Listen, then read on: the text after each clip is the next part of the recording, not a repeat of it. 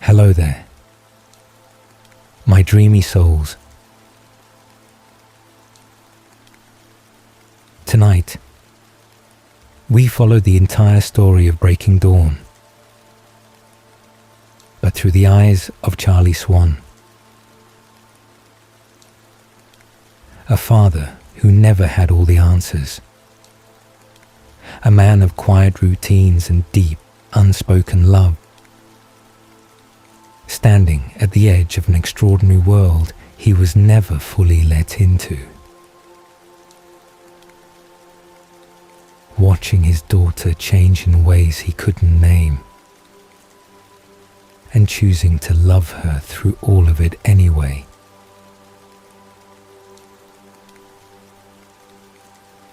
If there's a Twilight story you'd love to fall asleep to next, tell me in the comments. I'd love to create it for you. Alright, get cozy, close your eyes,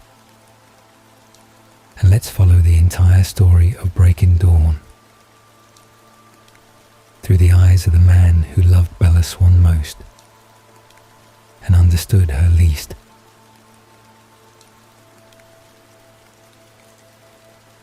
Charlie Swan had survived a lot of things in his life. He had survived a marriage that ended too soon, and a divorce that left him alone in a house that had always felt slightly too quiet. The rooms holding the particular echo of people who used to fill them.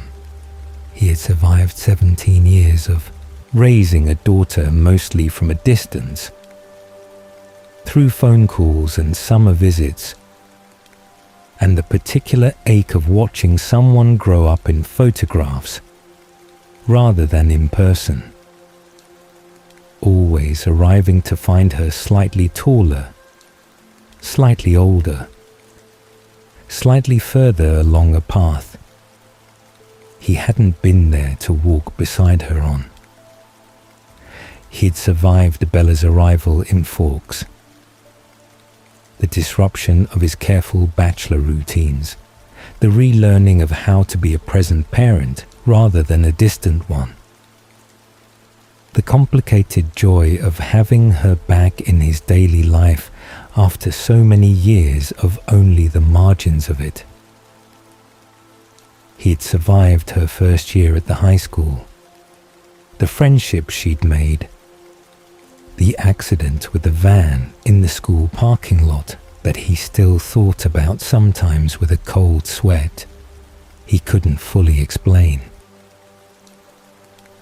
He had survived her friendship with the Cullen boy, watched it become something more, watched Bella reorganize her entire emotional world around someone Charlie had never quite managed to feel at ease with, and then survived the incident in Phoenix, the hospital room, the story about falling down a flight of stairs that hadn't quite added up no matter how many times he'd turned it over in his mind during the long nights when sleep wouldn't come.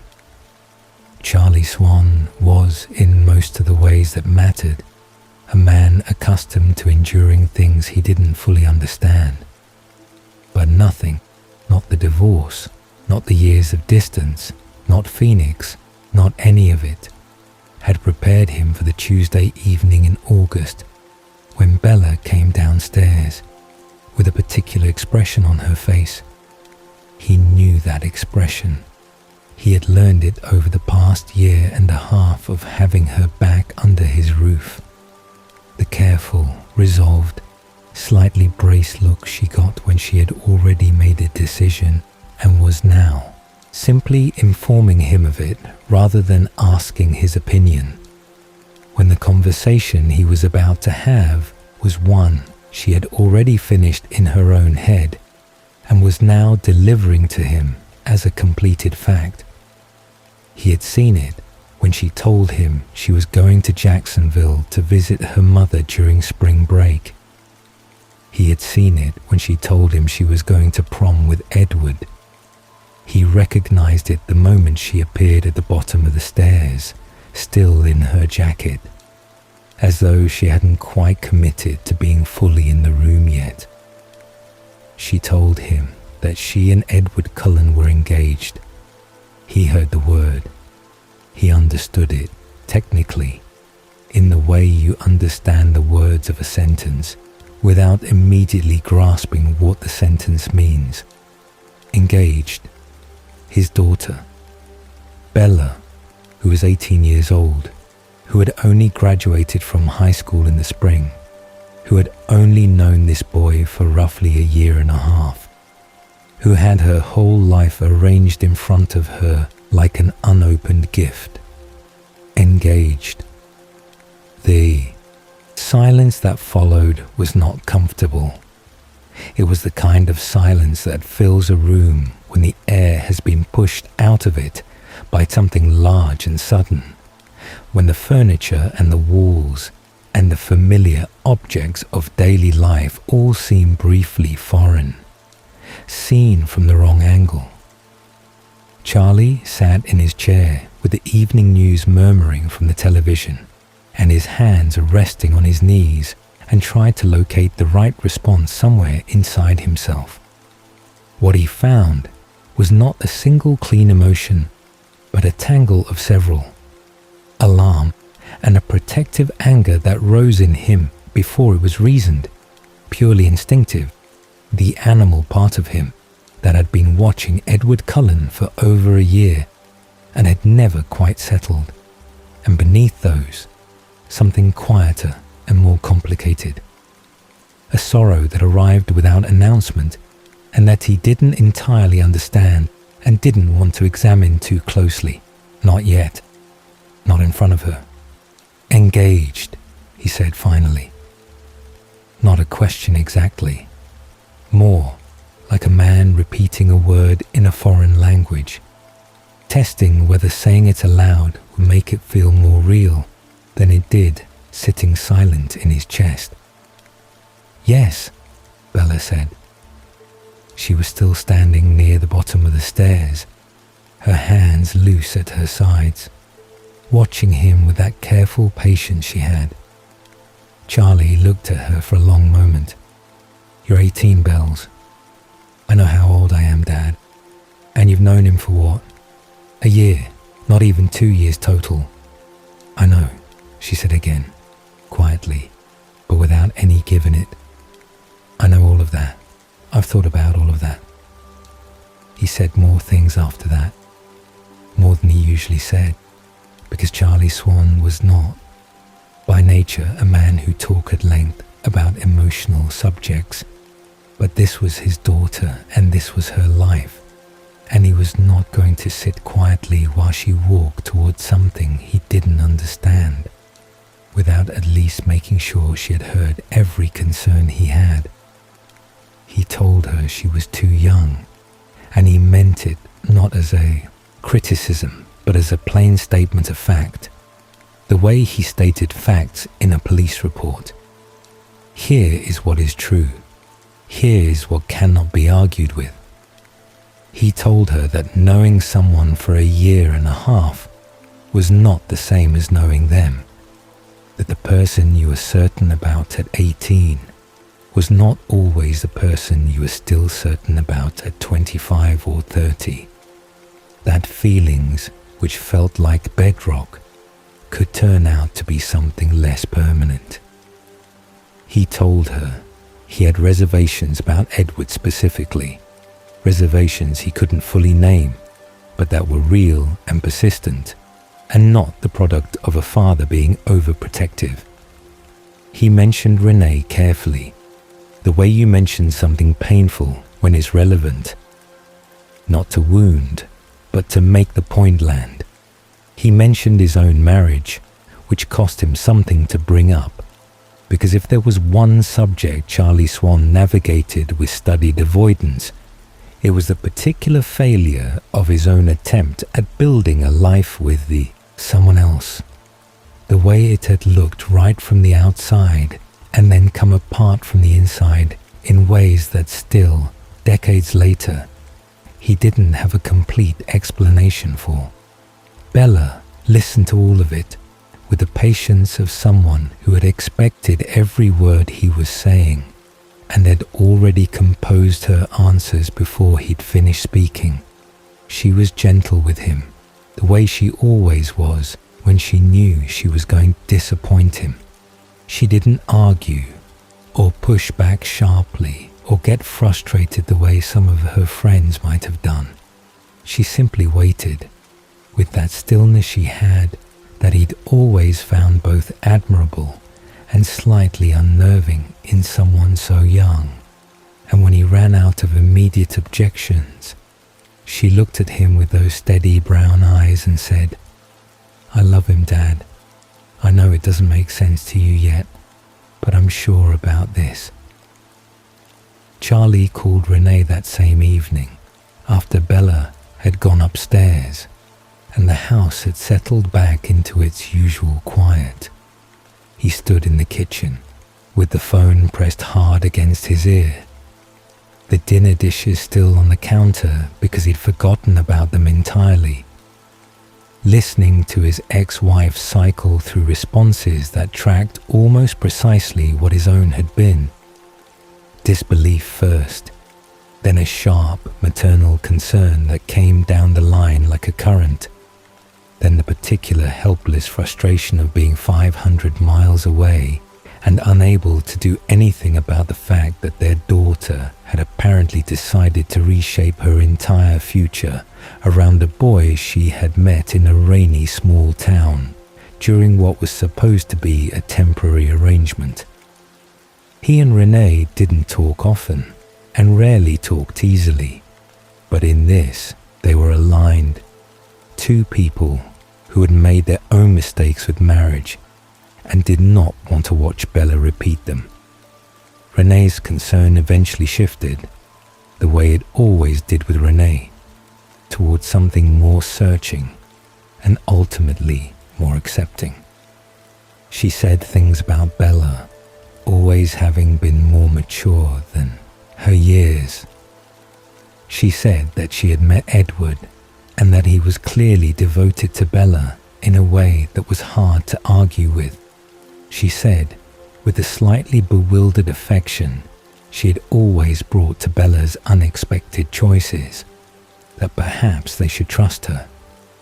Charlie listened to all of this and said very little, because what he wanted to say was that devotion was not the issue, that maturity was not the issue, that the issue was something he couldn't put into words cleanly, something that lived below the level of articulable concern and had been living there since the first time Bella had brought Edward Cullen into that small living room and introduced them. There was nothing specific he could point to. That was the thing that frustrated him most when he tried to examine his own unease. Lying awake in the small hours with the house dark and quiet around him, going over it for what felt like the 100th time. Edward was polite. Genuinely, consistently polite, not the performative politeness of someone trying to impress, but something more fundamental, as though courtesy were his natural resting state. He was respectful to Charlie in a way that was almost formal, always calling him sir, always meeting his eyes directly, always conducting himself with a composure that, in a grown man, would have been unremarkable, and in a 17-year-old was quietly extraordinary. He was clearly devoted to Bella in ways that were visible even to someone as emotionally economical as Charlie. The boy watched her with an attention that never quite turned off, a steadiness of focus that Charlie had observed over many months, and that he could not honestly look at and call anything other than love. And yet, the feeling persisted, that low animal wrongness that Charlie couldn't decode or trace to its source, or argue himself out of no matter how many rational counterpoints he assembled. Edward was too still, too composed. too perfect in the particular way that things which are not quite right are sometimes too perfect. The way of forgery is sometimes more flawless than the original because it has been constructed to be.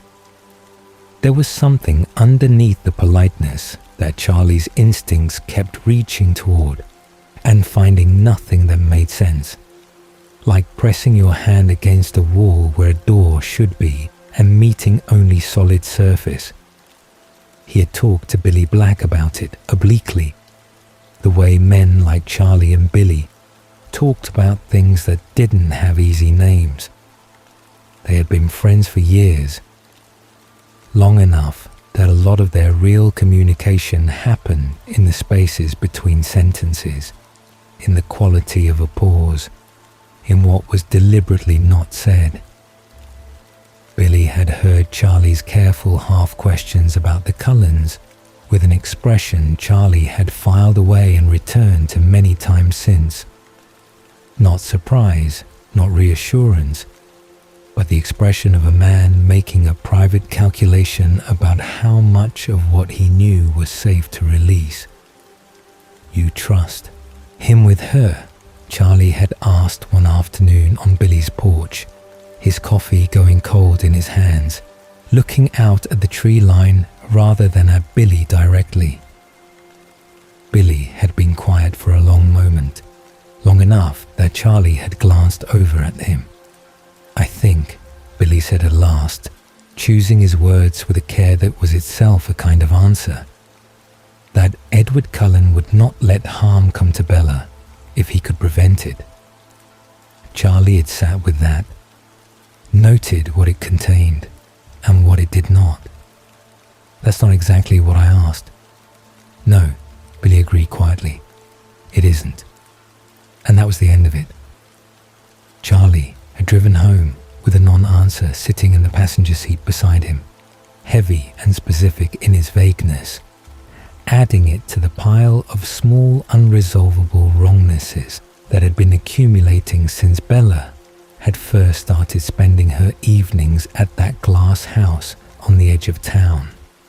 The conversation about the engagement ended, as most of their hard conversations ended, in a kind of exhausted truce.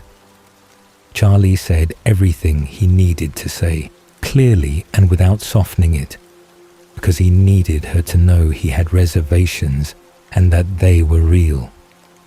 Bella acknowledged them with the same steady, patient refusal to be moved that she had inherited from him more than she probably realized, more than he would have said out loud.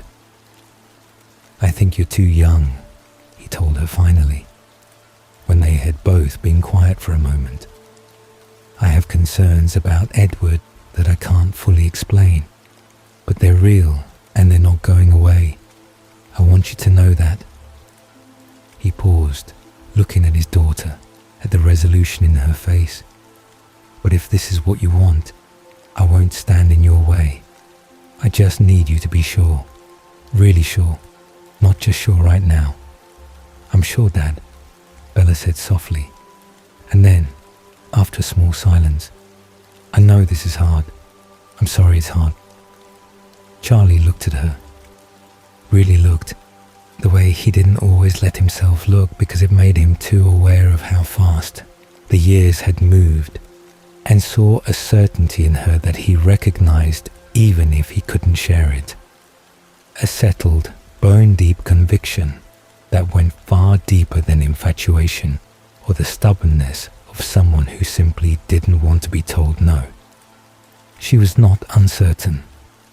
Whatever else he could say about the situation, whatever reservations he carried about Edward and the Cullen family and all the accumulated strangeness of the past year and a half, his daughter was not uncertain, which meant his role from this point forward was not to change her mind. His role was to be her father while she walked towards something he didn't understand, to stand at the edge of a world he couldn't enter and love her from that distance with whatever grace he could manage, whatever steadiness he could hold on to when the ground kept shifting beneath him. Charlie Swan had survived a lot of things. He would survive this too. He just wasn't entirely sure. Lying awake that night in the dark and quiet of the house that had always felt slightly too empty, what surviving it was going to cost him. The weeks that followed the engagement announcement settled into a rhythm that Charlie didn't entirely recognize as his own life. Things happened around him. Preparations, arrangements, the logistics of an event that seemed to be assembling itself at extraordinary speed. And he moved through them with the slightly dazed quality of a man who has agreed to something before fully understanding what he agreed to. Alice Cullen took over the wedding planning with an efficiency that Charlie found difficult to describe without sounding ungrateful. She appeared at the house on a Tuesday morning, small and bright-eyed, and carrying what seemed like an unreasonable number of fabric samples, and by the time she left 2 hours later, decisions had been made that Charlie hadn't entirely realized were being made. Colors, flowers, a guest list that somehow already existed in completed form. He had sat at the kitchen table with a cup of coffee that had gone cold and watched his house become briefly the staging ground for someone else's vision of his daughter's future. And when it was over and Bella walked Alice to the door, he had the distinct sensation of a current that had moved through the room and rearranged everything slightly and was now moving on to somewhere else. After that, the center of gravity shifted almost entirely to the Cullen house. Bella spent her evenings there, coming home late with the distracted warmth of someone who is living most of their life somewhere else and only briefly returning to sleep. Charlie cooked dinner most nights for himself alone. The two-portion habit he'd built up over the past year now quietly abandoned, and ate at the kitchen table with the local news on the television and the particular quality of silence that a house produces when it has recently been fuller than it currently is. He didn't begrudge her the happiness. That was important to him, a thing he returned to on the evenings when the quiet felt heavier than usual. He did not begrudge Bella any of it. He could see that she was happy.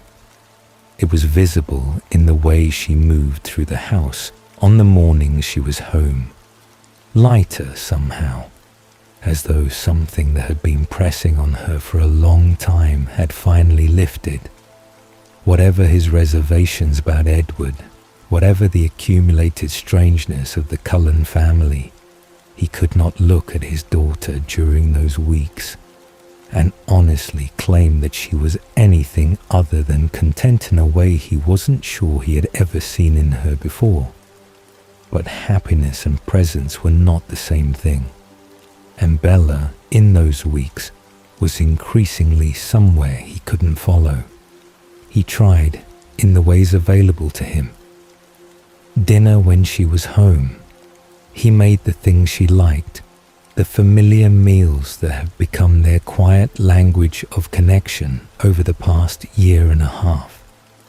Pasta and sandwiches and the particular brand of cereal she'd eaten every morning since she was small. He asked questions that were careful not to pry, leaving her room to answer fully or to deflect without pressure. He watched baseball with her on the night she was tired, both of them on the couch, in the easy silence that had always been one of the things they did best together. But the conversations that had once carried some real weight between them, the ones where she talked about her plans, her worries, the small texture of her daily life, had grown quieter and further apart. not because she was cold or unkind. Bella was never that. But because she was managing him, Charlie realized gradually, in the same careful way she managed every difficult thing, giving him enough to prevent alarm, keeping back the parts that would require explanation she wasn't prepared to offer. He noticed things during this period that he tucked away without quite knowing what to do with them. The way Bella sometimes went still in the middle of a conversation, as though listening to something he couldn't hear.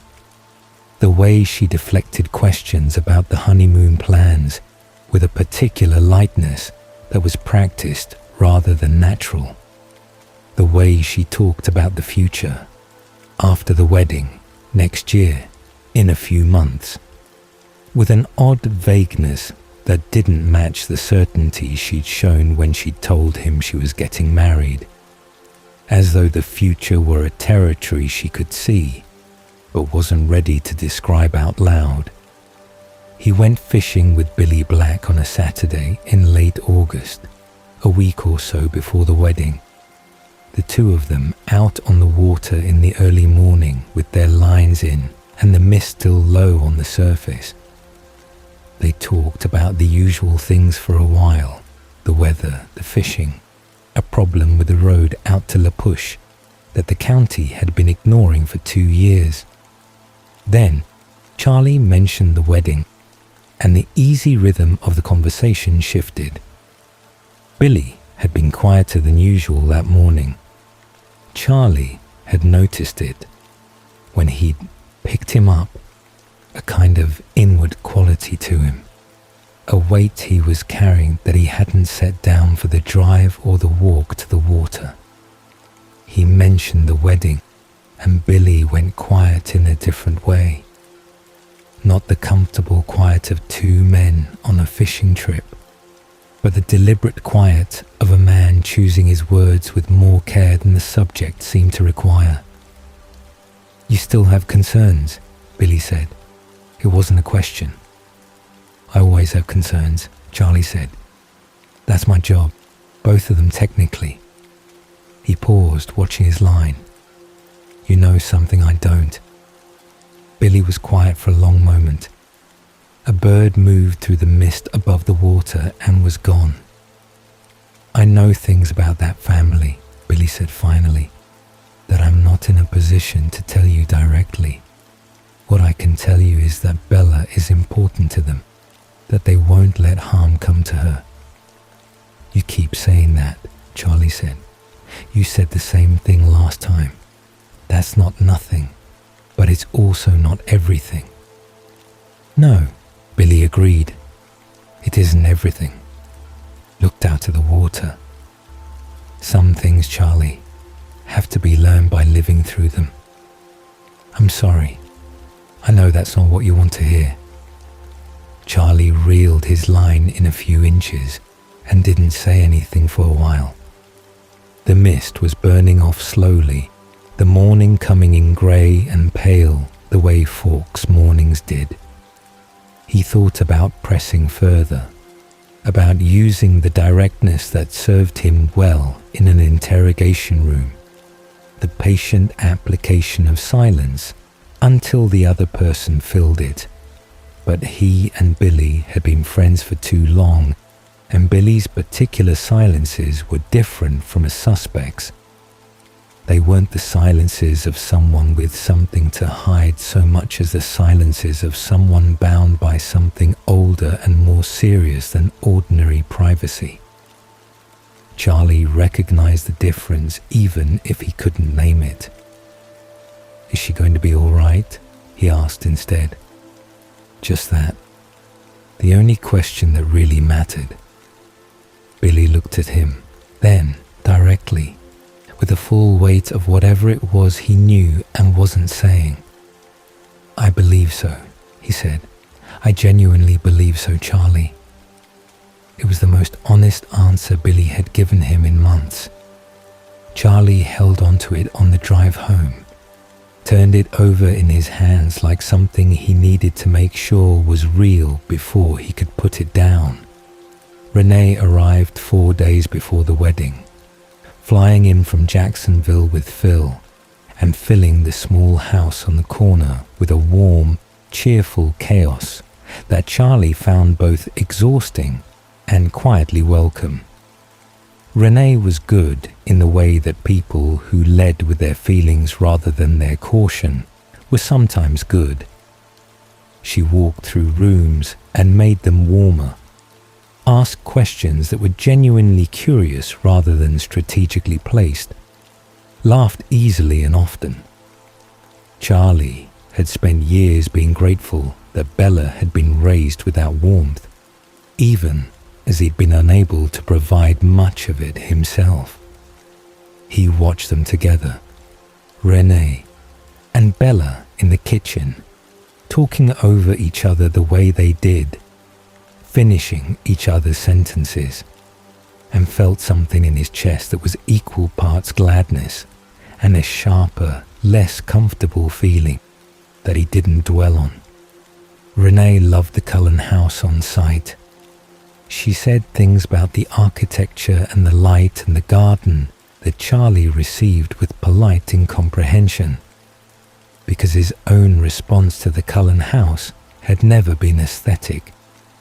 What he felt when he drove up that long driveway was the same low-grade unease he always felt, the same sense of something calibrated slightly beyond the range of the normal, the same awareness that the beautiful people who moved through those beautiful rooms were doing so with a controlled ease that was different in kind from ordinary human grace, even if he couldn't explain how he knew that. He had his conversation with Edward during those final days. He had been preparing for it in a loose, unstructured way for weeks, accumulating the things he wanted to say without quite organizing them into anything coherent, because the truth was that most of what he wanted to say wasn't something you could say directly without sounding either paranoid or like a man in a film. He couldn't say that he thought the Cullens were hiding something fundamental. He couldn't say that Billy Black's careful non-answers had been keeping him awake at night. He couldn't say that his daughter seemed to be moving toward a future she hadn't fully described to him, and that the incompleteness of that picture frightened him in ways he hadn't felt since Phoenix. What he could say was what fathers had always said to the people who were going to marry their children, the ancient and insufficient language of that particular conversation. He found Edward on the porch of the Cullen house one evening, standing in the way Edward sometimes stood, perfectly still, looking out at the tree line, with that complete absence of unconscious, human movement that Charlie had never gotten used to. Edward turned when he heard Charlie's cruiser on the drive, and by the time Charlie reached the porch steps, his expression was attentive and composed, the way it always was. "Chief Swan," Edward said. "Edward." Charlie stood at the bottom of the steps and looked up at him for a moment. "I need you to know something." "Of course," Edward said, and waited with that particular patience of his that never felt quite like ordinary patience. That felt instead like something that had been practiced over a very long time. "I don't know you," Charlie said plainly. "Not really. I know what you want me to see, and I know what Bella sees, and I know that those two things aren't necessarily the same as who you actually are. What I know is that my daughter loves you more than she's ever loved anything, and that she's giving her whole future to that. So what I need from you—" He paused, making sure the weight of it landed. "Is that you understand what that means? What you're being trusted with?" Edward held his gaze without flinching, without the slight discomfort that most people showed under that kind of direct attention.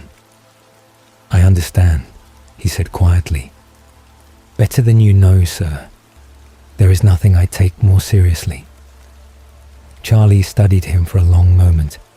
The composed face, the steady golden eyes that were the wrong color in a way Charlie had noticed before and could never adequately explain to himself. The absolute stillness. "See that you don't forget it," Charlie said finally. He drove home through the dark, and the trees closed in on either side of the road, and the unease rode with him as it always did. But underneath it, quieter than he would have admitted to anyone, was something else. A reluctant, partial, infuriating acknowledgement that Edward Cullen, whatever else he was, had looked him directly in the eye and meant what he said. It wasn't trust. Charlie Swan didn't arrive at trust quickly or easily or without evidence. But it was something. A first thin layer of something that might, with time and proof, become the foundation of something more. The night before the wedding, Charlie sat alone in the living room after Renee and Phil had gone to the hotel and Bella had finally gone upstairs. The house was quiet. The television was off for once. He sat with a beer going warm in his hand and thought about the morning, about the walk down the aisle, about handing her over, about the door of one part of her life closing and another opening onto territory he couldn't see into clearly. He had done his best. That was all he had in the end. He had shown up and stayed and said the things that needed to be said and kept the door open. Whatever came next, whatever the Cullen family was hiding in the spaces of Billy's careful silences, whatever his daughter was walking toward with that certainty he couldn't shake or share, he had done his best. He finished the beer and turned off the porch light and went to bed. Tomorrow, everything would change. The morning of the wedding arrived the way important mornings often do. Quietly, without ceremony. The world outside the window looking exactly as it always did, while inside the house everything felt slightly altered, charged with the awareness of what the day contained. The rain came down in its usual soft persistence against the roof and the windows, and the trees at the edge of the yard stood in their usual grey-green stillness, and Forks presented itself to the morning exactly as it always had, entirely indifferent to the fact that today was the day Charlie Swan's only daughter was getting married. Charlie was up before his alarm. He lay in the dark for a few minutes after waking, listening to the rain, the particular soft rhythm of it that he had lived with long enough that it had become indistinguishable from silence. Something you noticed only when you tried to notice it. Background to everything else. He thought about getting up and then lay there a moment longer, looking at the ceiling in the dark, aware of the day sitting on his chest with a weight that wasn't dread exactly, and wasn't grief exactly, but was something in the neighborhood of both, something that didn't have a cleaner name. Then he got up and made coffee and stood in the kitchen in the grey early light and thought about nothing specific, which was his way of thinking about everything he couldn't say directly. He had not slept particularly well. This was not unusual for nights that preceded significant events. Charlie's mind had always done its most active work in the small hours, turning things over, examining them from angles that daytime practicality didn't allow. He had lain awake for a long stretch after midnight and thought about Bella at various ages, the way you do when something is ending. Bella at 3, at 7, at 12. the summer visits when she was small, and the house had been briefly full of her, and then empty again when she left. Her first day of school in Forks, the truck he'd bought her, the hospital in Phoenix, the way she had looked when she came downstairs in August with that resolved expression and told him she was engaged, the way she looked now in his mental inventory of her, different somehow in ways he couldn't isolate, lighter, further along towards somewhere he couldn't see. He made the coffee strong and drank it at the kitchen table, and gave himself until Renee arrived to sit with the weight of the morning before he had to put it away and perform the version of himself that the day required. Renee arrived mid-morning with Phil, both of them bright and warm and carrying the cheerful energy of people who were fully prepared to feel all of their feelings openly and without apology. Renee hugged him at the door and said something about not crying yet, and then immediately looked as though she might, her eyes already glossy with the particular readiness of someone who had been storing emotion for weeks and was now very close to the point of release. Charlie made more coffee and was grateful for the noise of them, for the way their presence filled the rooms and gave him something to respond to, rather than just sit with. Phil was a decent man. Charlie had decided this some years ago and had never found reason to revise it. And he had the good sense to make himself useful and unobtrusive in equal measure, helping with small tasks, keeping conversation light and easy. Bella came downstairs mid-morning, and the house shifted around her. There was a quality to her that morning that Charlie noticed and couldn't quite define. A kind of brightness, not the nervous brightness of someone anxious about a big day, but something steadier and deeper than that, as though she had made her peace with all of it and was now simply present in it. She moved through the preparations with a patience that surprised him, submitting to Renee's fussing over her hair and Alice Cullen's last-minute adjustments with a grace that the Bella he had known most of her life would not have managed. He watched her from the doorway of the living room while Renee pinned something at her shoulder and thought that whatever was happening to his daughter, whatever she was moving toward, it was agreeing with her in ways that nothing had before. He dressed carefully. The suit had been pressed and hanging on the back of the bedroom door since Thursday, and he put it on with the deliberate attention of a man who did not dress this way often and wanted to get it right. He stood in front of the bathroom mirror and adjusted his tie twice and looked at his own face for a longer moment than he usually allowed himself. Older than he always expected when he looked directly at it. The lines around his eyes deeper than his internal image of himself accounted for. The grey at his temples more settled in than it had been even a year ago. He looked like a man who had lived a specific kind of life, quiet and unglamorous, and marked by the particular wear of someone who had spent decades carrying things without setting them down. He looked, he thought, like a father about to walk his daughter down the aisle. He went downstairs to wait. Bella came down when it was almost time to leave, and Charlie turned from the window where he had been watching the rain and saw her, and for a moment he didn't say anything at all. The dress was simple and beautiful in a way that was entirely Bella. Not fussy, not elaborate, nothing that would have made her uncomfortable or unlike herself, but quietly extraordinary on her. Her hair was up with small pieces loose around her face. She was wearing the bracelet she always wore, the one with the wolf charm Jacob had given her alongside the crystal heart from Edward, both of them there together on her wrist.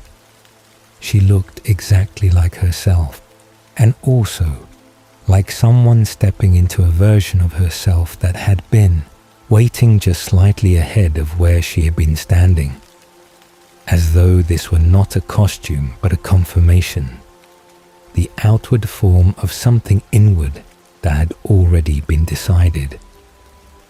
Charlie cleared his throat. "You look beautiful, Bells," he said, and the words came out rougher than he intended, carrying more weight than he'd planned to give them. Bella smiled at him, and he saw the slight brightness in her eyes that meant she was managing her own emotions as carefully as he was managing his. "Thanks, Dad," she said softly. Then, after a small pause, "You look really nice." "Don't push it," he said, and she laughed, a real laugh, unguarded. And for a moment there were just the two of them in the living room, the way they had been 100 ordinary evenings, and it was fine. It was good. It was the last moment of the ordinary version of things, and Charlie held on to it for the second it lasted, before Renee descended on both of them with her camera, and the moment became something else. The drive to the Cullen house was quiet. Renee and Phil rode separately, giving Charlie and Bella the truck, and he was grateful for that thoughtfulness, whoever had arranged it. The familiar roads of Forks moved past the windows, the trees close on either side, the rain soft on the windshield. Bella sat in the passenger seat with her hands folded in her lap and looked straight ahead, and Charlie drove, and neither of them said very much. They didn't need to. They had always communicated better in silence than in speech, the two of them, a father and daughter who expressed most of what mattered through presence rather than words, and this particular silence held everything that needed to be said without requiring any of it to be spoken aloud. "You okay?" he asked, about halfway there, because he was a father and it was his job to ask, even when he already knew the answer. "Yeah," Bella said, and then after a moment, "Are you?" Charlie kept his eyes on the road, getting there, he said honestly. Bella reached over and put her hand briefly on his arm, just for a second, and then took it back and looked out the window again. He felt the gesture settle somewhere deep in his chest and stay there. The Cullen house, when they arrived, was transformed in ways that Charlie had anticipated intellectually, but that still managed to land with more force than he'd prepared for. Alice Cullen had orchestrated the preparation with the kind of focused, total commitment that produced results beyond the scale of ordinary effort. And what Charlie found when he walked around to the back of the house stopped him for a moment in spite of himself. The garden had been made into something that looked less like a decorated yard than like a location that existed solely for this occasion.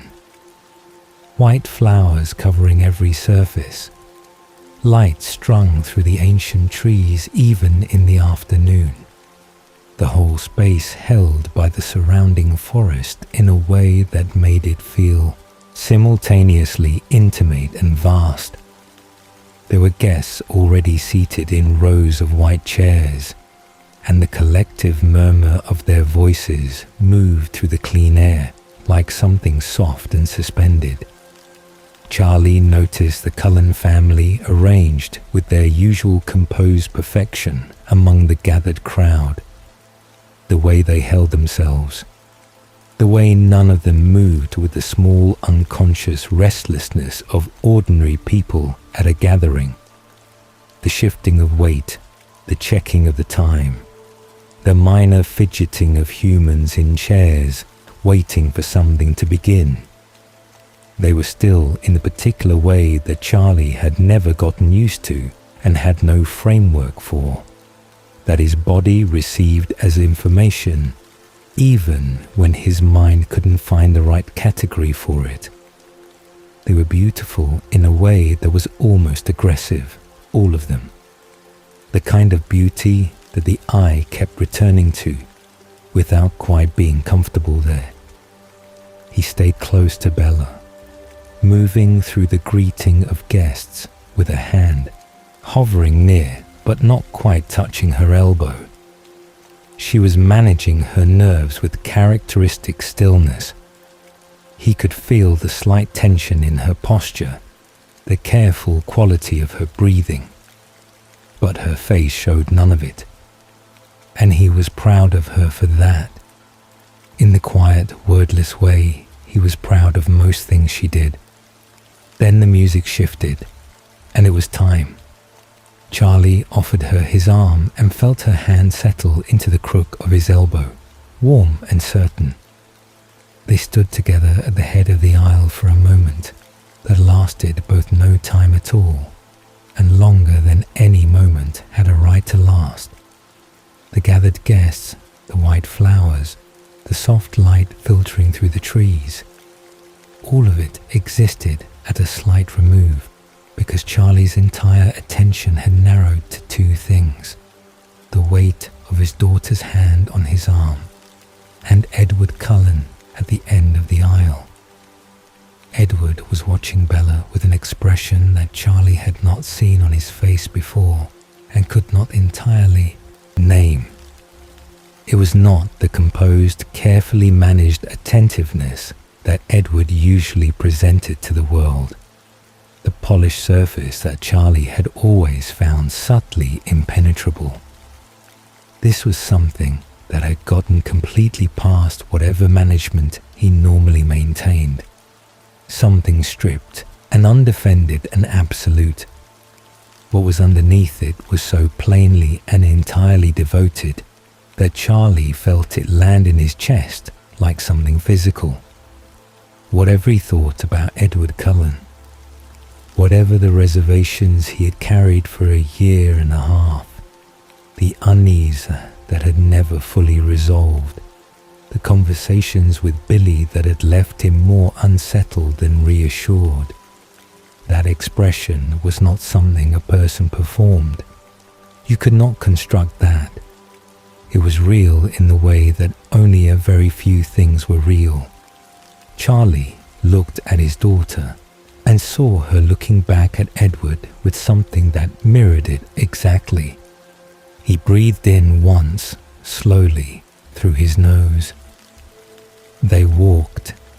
The aisle was not long, and Charlie was aware of every step of it, not counting exactly, but feeling each one as a distinct and unrepeatable thing, knowing that each one was bringing him closer to the moment when he would place her hand in Edward's hand and step back and become the father of someone's wife rather than the center of someone's world. The guests were a warm blur on either side of him. He heard the music and the soft collective emotion of the gathered people, but it existed at a distance, muffled by the acuteness of his own awareness of the moment, of his daughter beside him, of the ground beneath his feet. At the end of the aisle, Edward stepped forward, and Charlie stopped.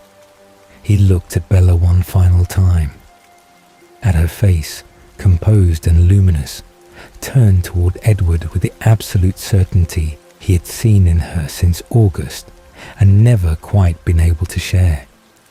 Then he looked at Edward, and Edward looked at him, and there was a moment between them, brief and direct, man to man, over Bella's head, that contained something that didn't have words and didn't need them, an acknowledgement, a transfer of something that Charlie had been carrying since Bella was born and was now, in this moment, asked to set down. He placed Bella's hand in Edward's and let go.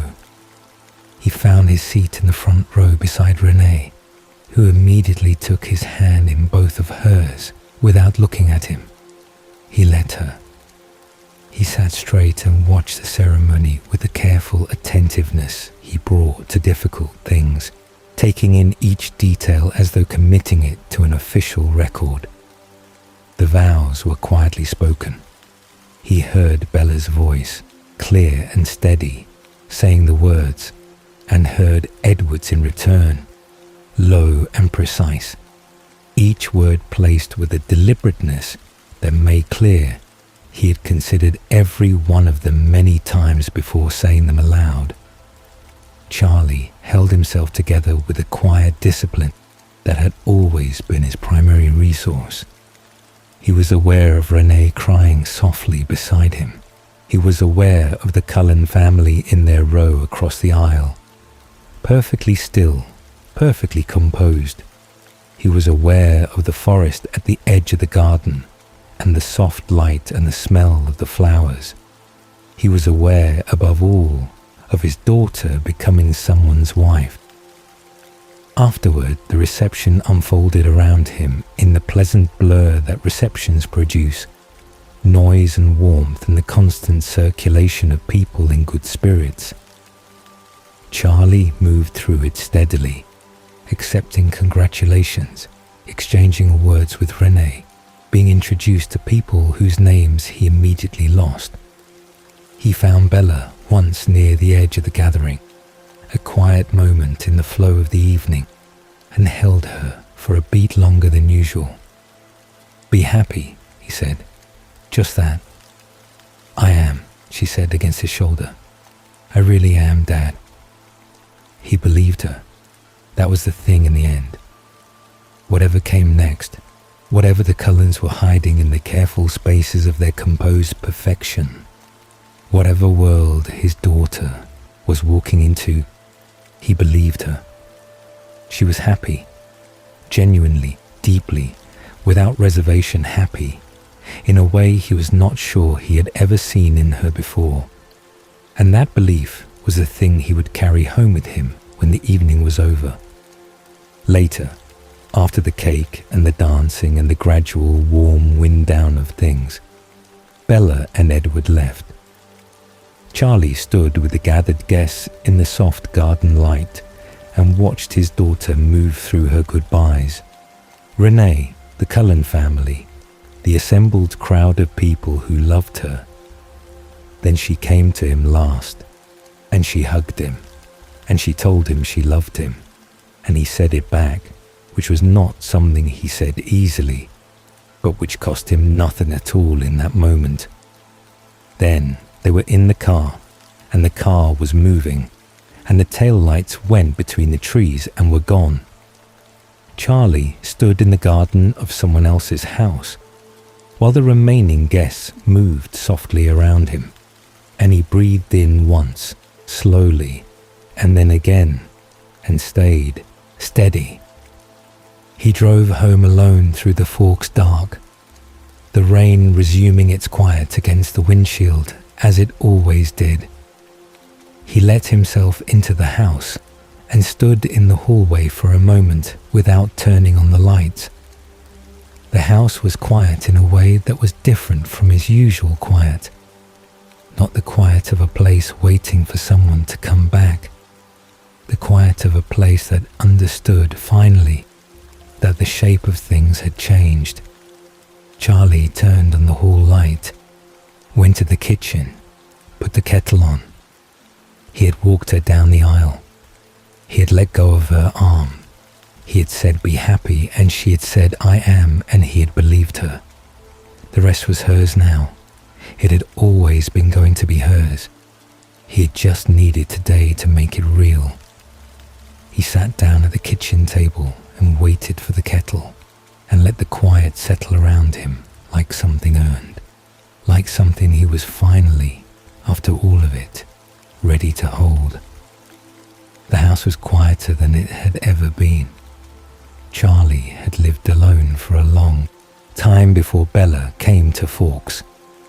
He had spent 17 years in that house with only himself for company. had built an entire life around the rhythms of solitude. The bachelor meals, the television left on for noise, the particular domestic economy of a man who has stopped expecting anyone else to be there when he comes home. He had been comfortable in that quiet, or comfortable enough, the way you become comfortable with anything you have lived inside of long enough. But the quiet after Bella left for her honeymoon was different from the quiet of before she arrived. That earlier quiet had simply been the absence of company. This one was the absence of someone specific. It had a shape to it.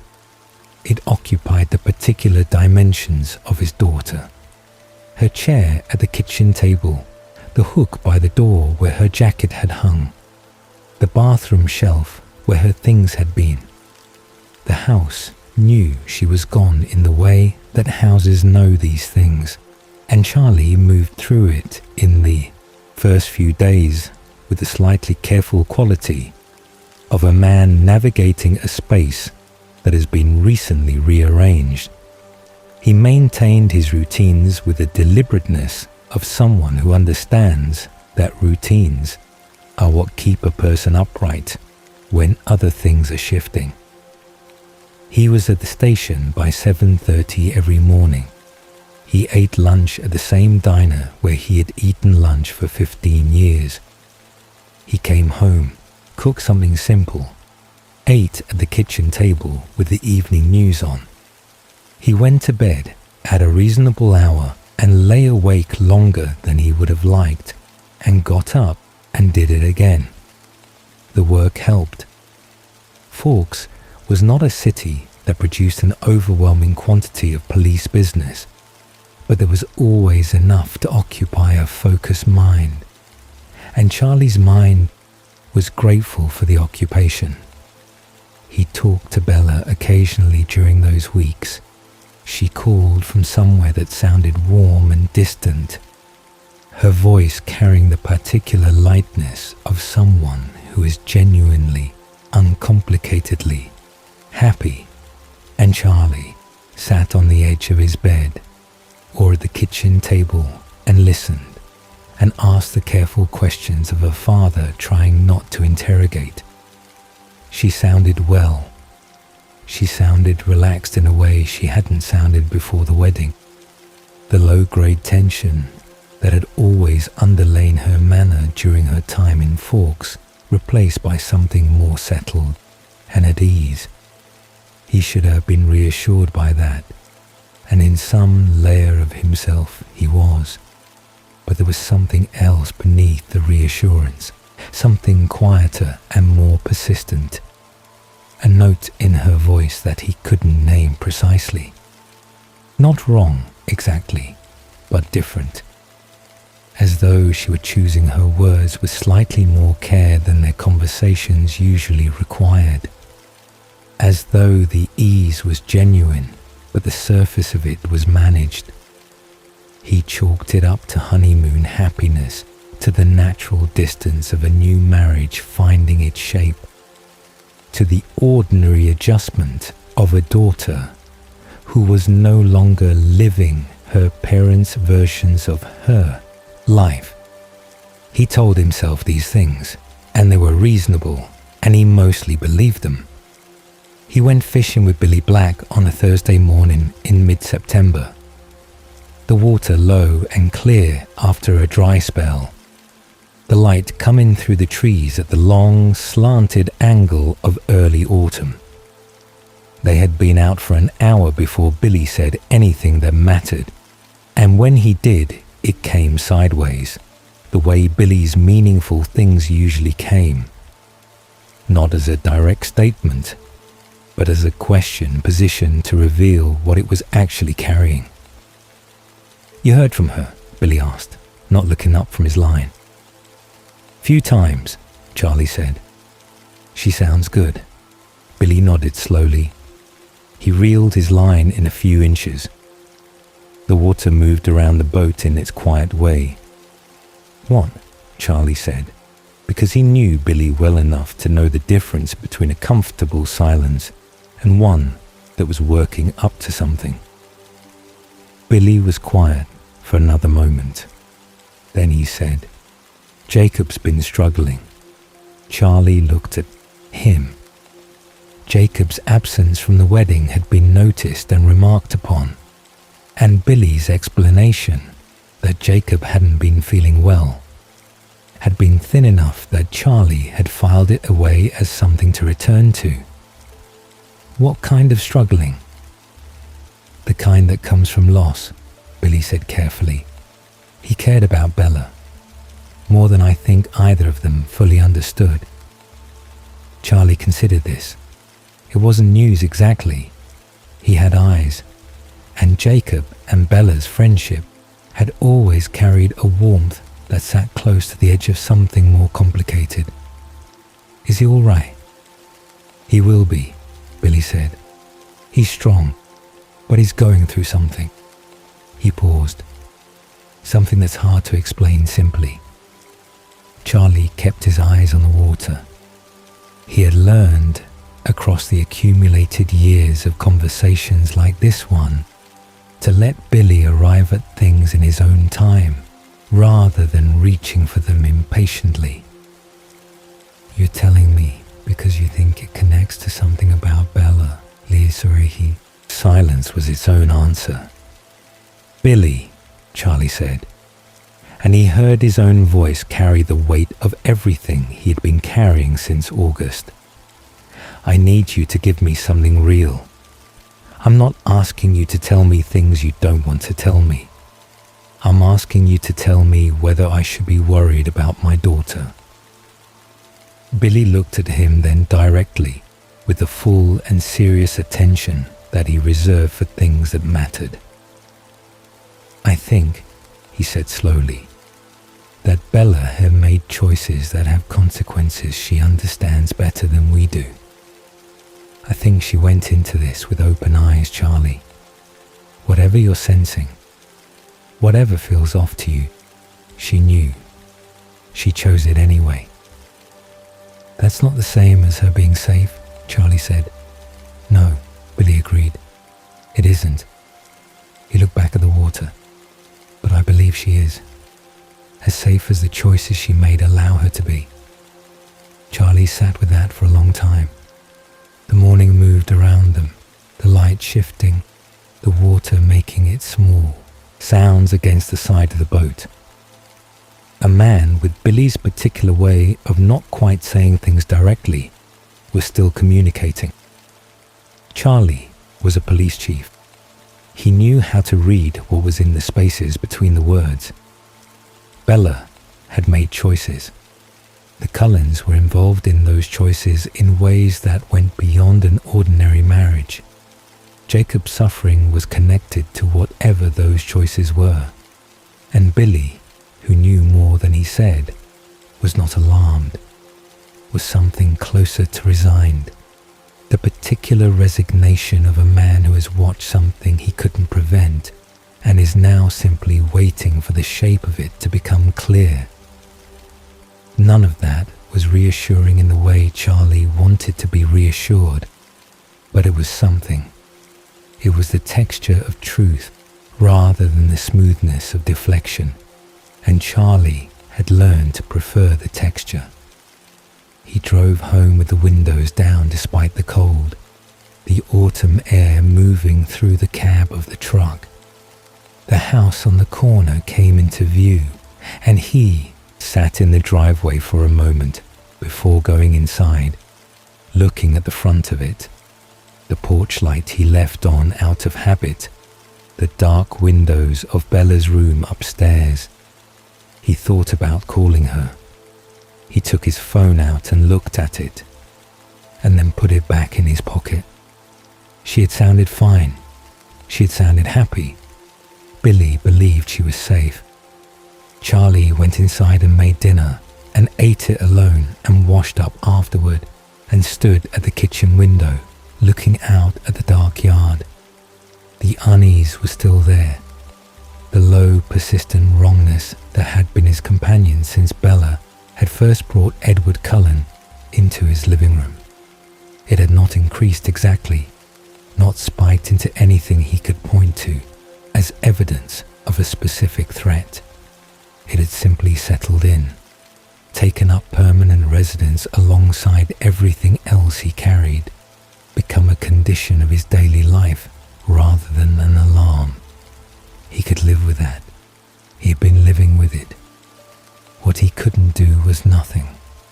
He was a father and a police chief, and he had spent his entire adult life responding to the things that were wrong in the world with whatever action was available to him. But the action available to him here was limited in ways that chafed. He couldn't investigate the Cullens without evidence of a specific crime, couldn't demand answers from Bella without destroying the fragile trust they had built, couldn't push Billy further than Billy was willing to go without breaching a friendship that mattered to him. What he could do was stay present, keep the light on, answer the phone when she called, make it clear in every way available to him that he was there, that he was not going anywhere, that whatever she was navigating, whatever the choices she had made with her open eyes, she did not have to navigate it without him somewhere in the background. He turned off the kitchen light and went to the living room and sat in his chair without turning on the television. Just sat in the quiet of the house, in the specific shape of her absence, and let himself feel it honestly for once, rather than moving past it. He missed her. That was the plain truth underneath all the unease and the half answers and the accumulated strangeness of the past year and a half. He missed his daughter. He had gotten used to her being there, to the warmth of another person in the rooms, to cooking for two, and the sound of her moving around upstairs, and the simple, daily reality of being her father in the present tense rather than at a distance. He sat with that for a while, in the dark and quiet of the house. Then he got up, turned on the porch light out of habit, the way he always did, the way he probably always would, and went to bed. The call came on a Wednesday morning while Charlie was at the station, sitting at his desk with a cup of coffee that had gone lukewarm beside his elbow, and a report he had been trying to finish for the better part of an hour. The morning had been ordinary in every respect. The usual quiet of a Forks weekday, the usual sounds of the station settling around him, the particular unremarkable texture of a day that has not yet decided what it will be. He answered on the second ring, the way he always did, and heard Edward Cullen's voice on the other end of the line. He registered several things in the first few seconds of that call, that it was Edward and not Bella, which was itself unusual enough to make him sit forward in his chair and set down the pen he had been holding. That Edward's voice was composed in his familiar way, but carrying something underneath the composure, a careful quality, a precision of word placement that suggested the conversation had been prepared in advance, rehearsed perhaps, the sentences arranged before the call was made, and that whatever was coming next was something Charlie was not going to like. He had been a police chief for long enough that he could feel the shape of bad news before it arrived, could sense it in the posture of the person delivering it, even over the phone, in the particular quality of a pause before words that have been chosen very deliberately. Edward told him that they had returned from their honeymoon early, that Bella had become ill while they were traveling, something she had contracted in South America, a rare condition, something serious enough that she wasn't well enough to be moved far, or to have visitors at present, that Carlyle was overseeing her care personally, and that she was being looked after as well as she possibly could be. That Edward would keep Charlie informed as her condition developed, and that he should not hesitate to call if he needed reassurance. Charlie sat very still at his desk for a long moment after Edward finished speaking. Through the window of his office, he could see the main room of the station. Sue Clearwater at the front desk, sorting through the morning's paperwork. One of his deputies moving between the filing cabinets with a stack of folders. Everything ordinary and unremarkable, and continuing exactly as it had been 30 seconds ago, before the world had quietly rearranged itself around a phone call. The coffee steamed faintly beside his elbow. The report waited on his desk. Everything the same, and nothing the same. "I want to see her," Charlie said. His voice came out flat and even, the voice he used when he was managing something large and didn't want the size of it visible on the surface. "She's asked for some time," Edward said carefully. "She's not feeling well enough for visitors, and she doesn't want you to see her until she's more herself. She's embarrassed about how she looks right now. You know how she is about that." Charlie did know how she was. He also knew the difference between Bella's particular brand of privacy, her genuine discomfort with being seen as vulnerable, her lifelong instinct to manage her own difficulties quietly rather than let people witness them, and someone else, using that knowledge to construct a plausible barrier. The distinction was in the framing. Bella would have said it differently. Bella would have said it herself. "Put her on," Charlie said. A brief pause, brief enough to be almost imperceptible, but not quite. Then Bella's voice, and the first thing Charlie felt was relief. She was there. She was real. She was alive and speaking.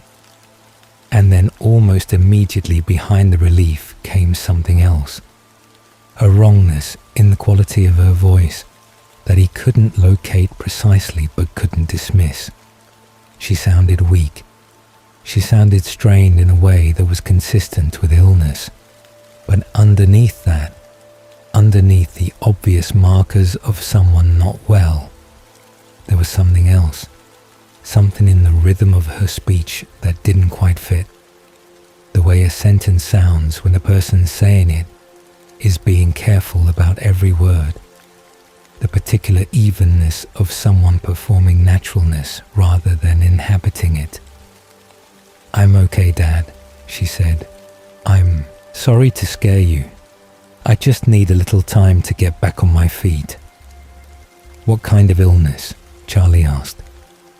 "What exactly did the doctors say? Not just Carlyle, other doctors." "Carlyle has it handled," Bella said. "He identified it pretty quickly. It's just going to take some time to clear." "I want to come and see you, Bells." "Not yet." A pause that lasted slightly too long. "Please, Dad, just give me a little time. I'll call you as soon as I'm feeling more like myself. I promise." He asked more questions. She answered them with the same careful patience, the same measured offering of just enough information to hold him at a distance without provoking a full escalation. When he finally hung up, he sat at his desk for a long time with his hand still resting on the phone, looking at nothing in particular, running the conversation back through his mind the way he ran witness statements, noting what had been said, what had been avoided, where the hesitations had fallen, what the silences contained, and what they didn't. She had not asked about him. Not once during the call had she asked how he was, what he had been doing, how things were at the station. Bella always asked. It was one of the reliable things about her, one of the small, consistent habits of their relationship that he had come to count on without realizing he was counting on it. She always asked about him. She hadn't today. He called Renee that evening from the kitchen, standing at the counter because he was too unsettled to sit.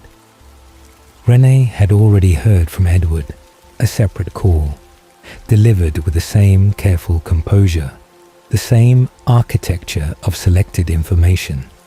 She was worried in the open, expressive way she worried, her concern flowing outward immediately and without restraint, filling the phone call with the audible texture of genuine maternal alarm. Charlie listened and said measured things, and found himself grateful for a willingness to feel things loudly, because it gave his own quieter alarm somewhere to exist beside without feeling disproportionate. She sounded strange, Renee said at one point, and Charlie felt something in his chest shift slightly at hearing it confirmed by someone else. When I spoke to her, I can't explain it exactly, just not quite like herself, like she was reading from something.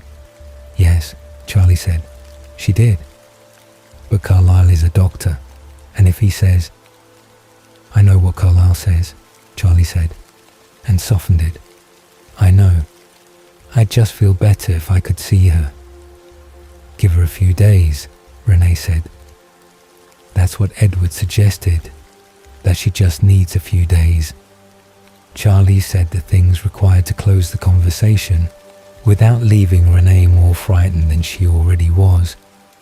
And then he set the phone down and stood in the quiet kitchen and thought about what he knew and what he didn't, and what the gap between those two things was telling him.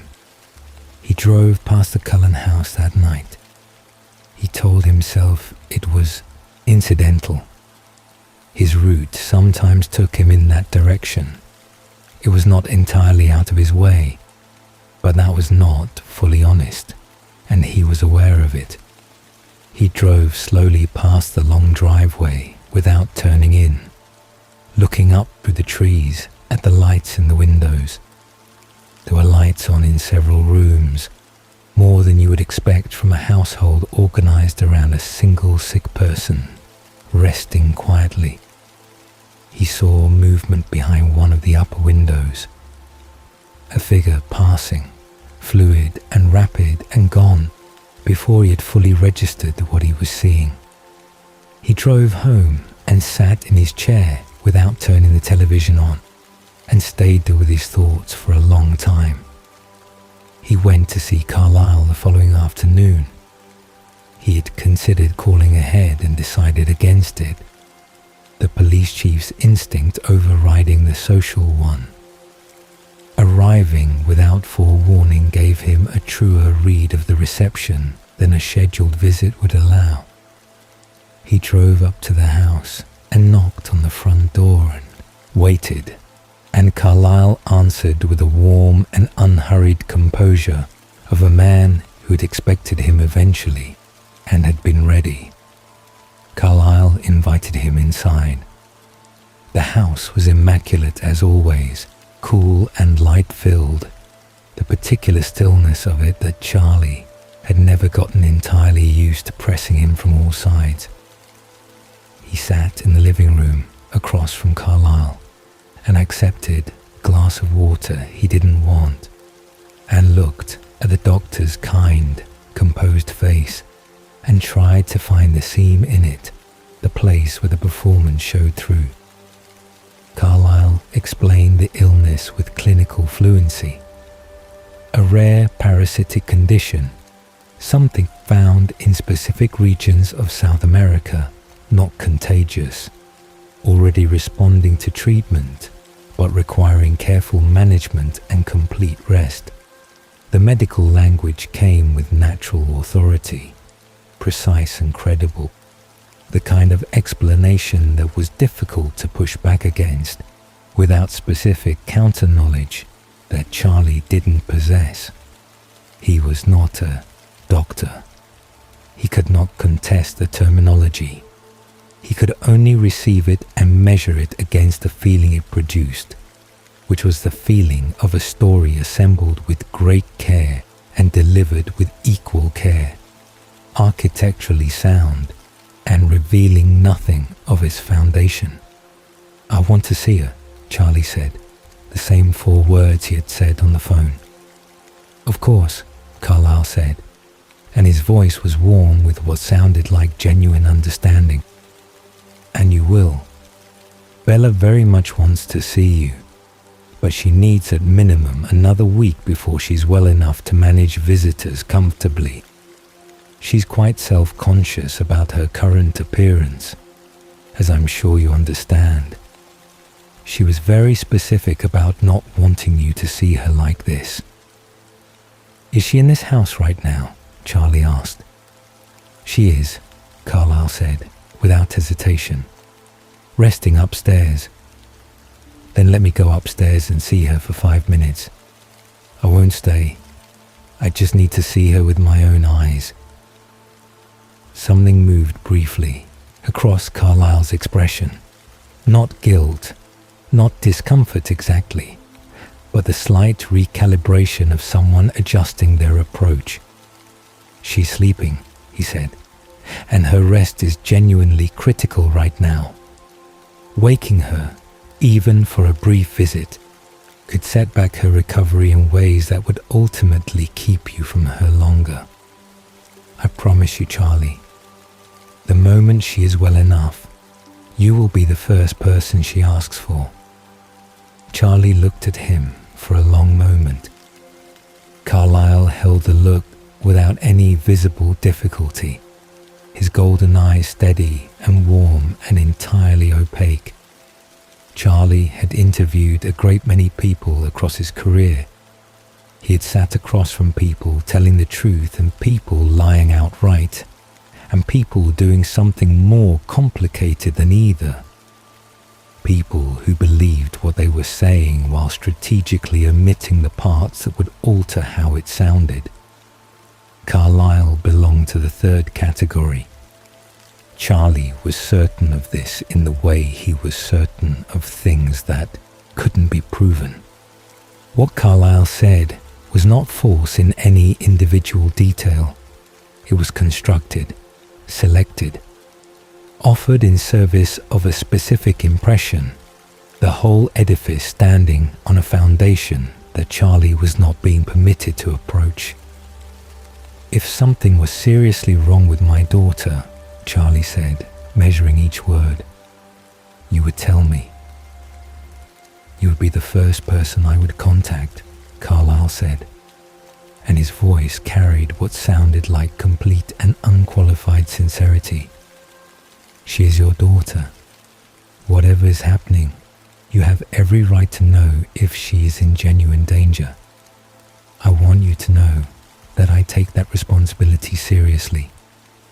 Charlie noticed, as he'd noticed before, what was present in the answer and what wasn't. He had asked if Carlyle would tell him if something was seriously wrong. Carlyle had responded by saying he would contact him if she were in genuine danger. The 2 statements were adjacent to each other, but not identical, and the distance between them was exactly the size of everything Charlie couldn't get to. He thanked Carlyle and drove back toward town with his hands too tight on the steering wheel. The unease that had been a low, constant hum for over a year now sharpened into something that had edges and weight.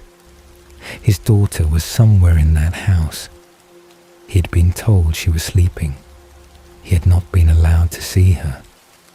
And the man who had told him this was warm and courteous and credible, and had given Charlie absolutely nothing he could use. He stopped at the station briefly, sat at his desk, and stared at the report that was still waiting to be finished. He could not concentrate on it. He put it in a drawer and drove home. He called Billy that evening, not asking for much. He had mapped the boundaries of what Billy would give by now, and pushing past them produced nothing, but needing to say it to someone who would understand the weight underneath the words. "Something's wrong," Charlie said. "I don't know what it is, and I can't get close enough to find out. They have a story, and they're maintaining it, and it's a good story. I can't find the hole in it." Billy was quiet for a moment. Then he asked, with a directness that landed like a stone dropped into still water, "Is she alive, Charlie?" The question itself was the thing. The fact that this was the question Billy went to first. Not, is she really sick? Not, are the Cullens hiding something? But, is she alive? Told Charlie more than anything Billy had said in months of careful half-conversations. Charlie felt something cold move through him and settle. "Yes," he said, "I spoke to her." "Then hold on," Billy said. "Stay close. Don't let them put more distance between you than there already is. Keep calling. Keep showing up. That's what you can do right now, and it's not nothing." It wasn't enough. Charlie knew it wasn't enough, and Billy knew it wasn't enough, and both of them sat with that knowledge on their respective ends of the line without pretending otherwise. "Billy," Charlie said, after a silence, "whatever this is she going to come back from it?" A long pause, longer than any pause in the conversation so far. "I believe so," Billy said finally, and Charlie heard in those 3 words the full weight of everything Billy knew and was not saying, the careful sincerity of a man who was giving him the most honest thing he had to offer. "I genuinely believe so." Charlie held on to that, turned it over and looked at it and decided it was real. He sat in the dark living room after the call ended, in the chair that was his chair, in the house that was his house, with the porch light on the way it was always on. Outside, the rain moved through Forks in its quiet and patient way, the same rain that had been falling on this town his entire life, indifferent to the particular weight of any given evening. He sat with it and breathed and stayed where he was. He could not get to her yet. He could not fix this or investigate it or resolve it with any of the tools available to him. What he could do was remain, stay present at the edge of whatever this was, keep the light on and answer the phone and make it impossible for her to forget, wherever she was and whatever was happening to her, that he was here. That was what he had. It would have to be enough. Jacob Black came back on a Tuesday in late October, and Charlie heard about it from Billy before he saw the boy himself. Billy called in the early evening, his voice carrying a quality that Charlie had learned to pay close attention to. Not alarm exactly, but a careful steadiness, the tone of a man who is holding something together by effort rather than by ease. He said that Jacob had returned home, that he had been gone for several weeks, that Billy hadn't known where he was for most of that time, and that he was back now, but not entirely himself. He said this last part with a particular restraint of a father who loves his son and is frightened for him and is not going to say so directly. Charlie asked if Jacob was all right. Billy said he was home, which again was not the same thing. Charlie drove out to La Push the following afternoon, partly out of genuine concern for Jacob, and partly because Jacob Black, in Charlie's experience, was one of the few people in his life who seemed to exist at the intersection of everything Charlie didn't understand, who knew things or sensed things or was connected in ways that Charlie couldn't map to anything in his ordinary frame of reference. Jacob had always been the one who existed in both worlds. The familiar Forks world of fishing trips and high school and small town life, and whatever other world ran alongside it that Charlie was only ever permitted to see the edges of. Jacob was on the porch when Charlie arrived, sitting on the top step with his elbows on his knees, looking out at the tree line with the unfocused gaze of someone whose thoughts are somewhere else entirely. He was thinner than Charlie remembered, and there was something in his face that hadn't been there before. A weathered quality, older than his years, the particular look of someone who has been through something significant and come out the other side changed by it. He was still enormous, still the same Jacob in the broad physical sense, but the ease that had always characterized him, the natural warmth and humor that he carried as reflexively as other people carried their names, was muted, present somewhere underneath, but muted. Charlie sat down on the step beside him and didn't say anything immediately, because that was how you talked to Jacob. You let the silence establish itself first. Let him feel that there was no pressure to perform okayness, and then the real conversation had a chance of happening. "Heard you were gone for a while," Charlie said eventually. "Yeah," Jacob said. He was quiet for a moment. "Needed to clear my head. You do that by going somewhere specific or just away?" Jacob looked at him sideways, with the ghost of something that was almost his old humor. "Just away," he said. "Didn't have a destination exactly." Charlie nodded. He looked out at the same tree line Jacob was looking at and let another silence settle. "You want to tell me what happened?" Jacob was quiet for a long time. Long enough that Charlie thought he might not answer, that the question had been one too many, and Jacob was going to pull back into himself, and the conversation was going to close before it had properly opened. But then Jacob said quietly, and without looking at him, "You know about Bella." "I know she's sick," Charlie said carefully. "I know the Cullens have a story about it that I can't get past. I know I haven't been allowed to see her." Jacob looked down at his hands. Big hands. The hands of someone who works physically. The knuckles slightly rough. "She's not sick," he said. The words landed in the quiet afternoon with the particular weight of something that has been true for a long time and is only now being said aloud. Charlie felt something in his chest tighten and then release. The mixed sensation of having your worst suspicion confirmed. Not relief exactly, but the strange settling that comes when the uncertainty is replaced by something solid, even if what is solid is bad. "Then what is she?" Charlie asked. His voice was steady. Jacob looked at him for a long moment, and Charlie could see the struggle in his face.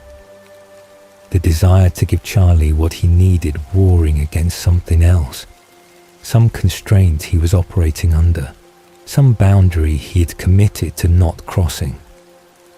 "I can't tell you everything," Jacob said finally. "I want to, but I can't. There are things that aren't mine to say, and things I'm not supposed to say, and I know that's maddening, and I'm sorry." "Then tell me what you can," Charlie said. Jacob was quiet again, working something out internally. Then, "She made a choice," he said. "A big one. Before the wedding, she already knew what she was choosing. It wasn't something that happened to her. It was something she went toward on purpose, with her eyes open." He paused. "The honeymoon was real," Whatever the Cullens are telling you about being sick, the reason behind it is different than what they're saying. But she chose it, Charlie. Whatever is happening to her right now, she asked for it. Charlie absorbed this, turned it over carefully, the way he turned evidence, not rushing toward a conclusion, not forcing the pieces into a shape they didn't naturally take. She asked to be sick, he said slowly. Not a statement exactly, more like testing the sentence to see if it would hold. She asked for something that has a cost, Jacob said. The sick part is part of the cost. It's temporary. He stopped. I think it's temporary. The qualifier landed uncomfortably. You think, Charlie said. I believe it, Jacob said more firmly. Based on what I know, I believe she comes through it. But I won't lie to you and say I know for certain, because I don't. Charlie sat with that for a long moment. The afternoon was cooling around them, the light shifting toward the flat grey of a Forks evening, the trees standing in their dark and patient way at the edge of the property. He thought about what Jacob had just given him and what it actually amounted to. Bella had chosen something. It had a cost. The cost was temporary, probably, and the Cullens were managing him away from her while the cost was being paid. Jacob, Charlie said quietly. Is she in danger? Jacob turned to look at him directly, and what Charlie saw in his face was not evasion.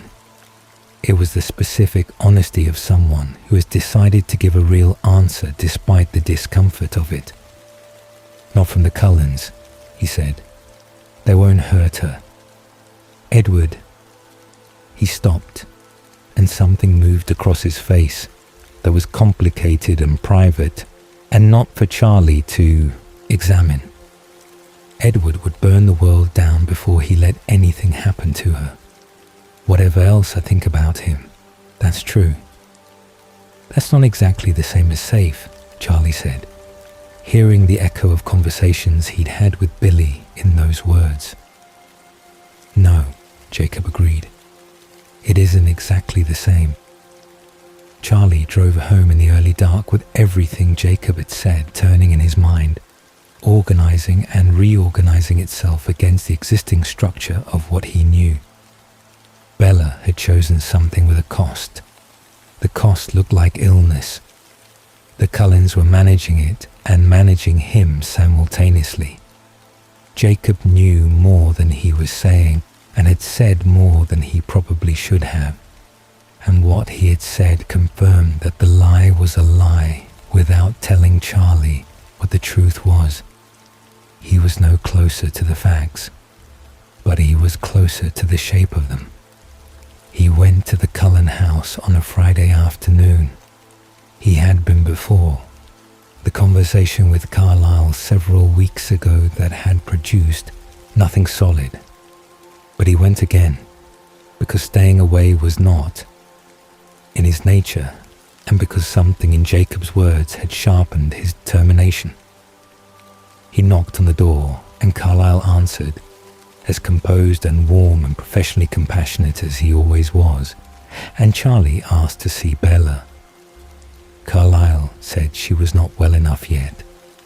He said it with genuine seeming regret, with the practiced concern of a man who understood how hard this was for a father and wished it were different.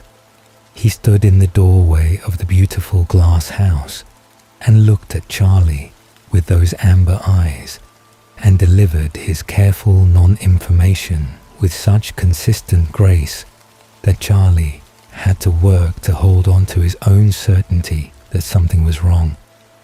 I need to know she's actually in there, Charlie said flatly.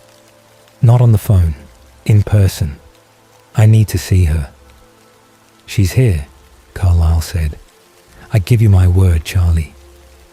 Your word, Charlie said, and he heard his own voice carry an edge that he didn't bother to sand down. I've been getting your word for weeks, Carlyle. Your word and Edward's word and Bella's voice on the phone, saying the right things in the wrong way. I'm a police chief. I know what a managed story sounds like. I'm not asking you to tell me everything. I'm asking you to let me stand in a room with my daughter and see with my own eyes that she is alive and physically present. Carlyle looked at him for a moment with that expression that was open and kind and told him absolutely nothing. 2 more weeks, he said quietly. I know that's hard to hear, but 2 more weeks and you will see her, and she will be able to explain things in her own way, in her own time. I promise you that, Charlie. Charlie stood on that porch and looked at the man in the doorway and felt the full, specific helplessness of his situation settle over him like a physical weight. He had no legal standing to demand entry. He had no evidence of a crime. He had a daughter who had called him on the phone and said she was fine.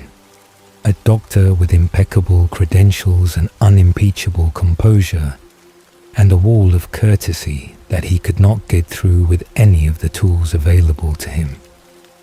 He drove away with his hands tight on the wheel and the old familiar fury sitting in his chest alongside the fear. The fury he could manage. He'd been managing it for months. It was the fear that was harder. The specific fear of a father who knows something is wrong and cannot reach the thing that is wrong because he is being kept at exactly the right distance, close enough that he cannot justify escalating, and far enough that he cannot help. He called Jacob that night, not asking for more than Jacob had already given, not pushing past the boundaries Jacob had set, just needing to hear from someone who was on the same side of this that he was on, someone who was also frightened and also had incomplete information and was also being asked to trust, and finding that trust a difficult and uncomfortable thing to sustain. How are you doing with it? Jacob asked, and the simple directness of the question, how are you doing, was so much more than Charlie usually got from anyone in his life that he had to sit with it for a moment before answering. Not well, Charlie said honestly. I went back today.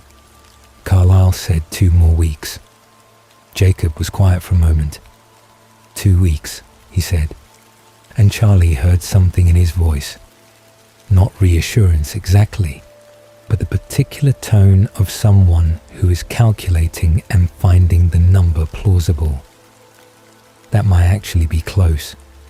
Close to what? A pause. Close to when she'll be able to see you, Jacob said carefully. I don't know for certain, but I think it might be close. Charlie absorbed this. You're not going to tell me why. I can't, Jacob said. But Charlie, when you do see her, she's going to look different. I need you to be ready for that. Not sick different, just different, changed. He stopped.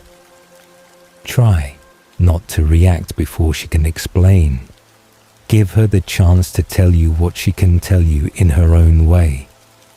Charlie sat in the quiet of his kitchen and looked at nothing and thought about his daughter looking different and changed, and what category of different and changed the person could be after weeks of mysterious illness that was not actually illness. He thought about all the things he didn't know and all the things he had sensed and all the half answers that had been accumulating since August, and probably, if he was honest, since long before August. Jacob, he said, I'm going to ask you something, and I need you to just answer it without qualifying it or shaping it. Can you do that? I can try, Jacob said. Is my daughter still my daughter? The silence that followed was the longest one yet. Charlie heard Jacob breathing on the other end of the line, heard the slight shift of him moving, heard the weight of the question doing what it needed to do before an answer could be given. "Yes," Jacob said finally, and his voice was quiet and certain in a way that none of his other answers had been.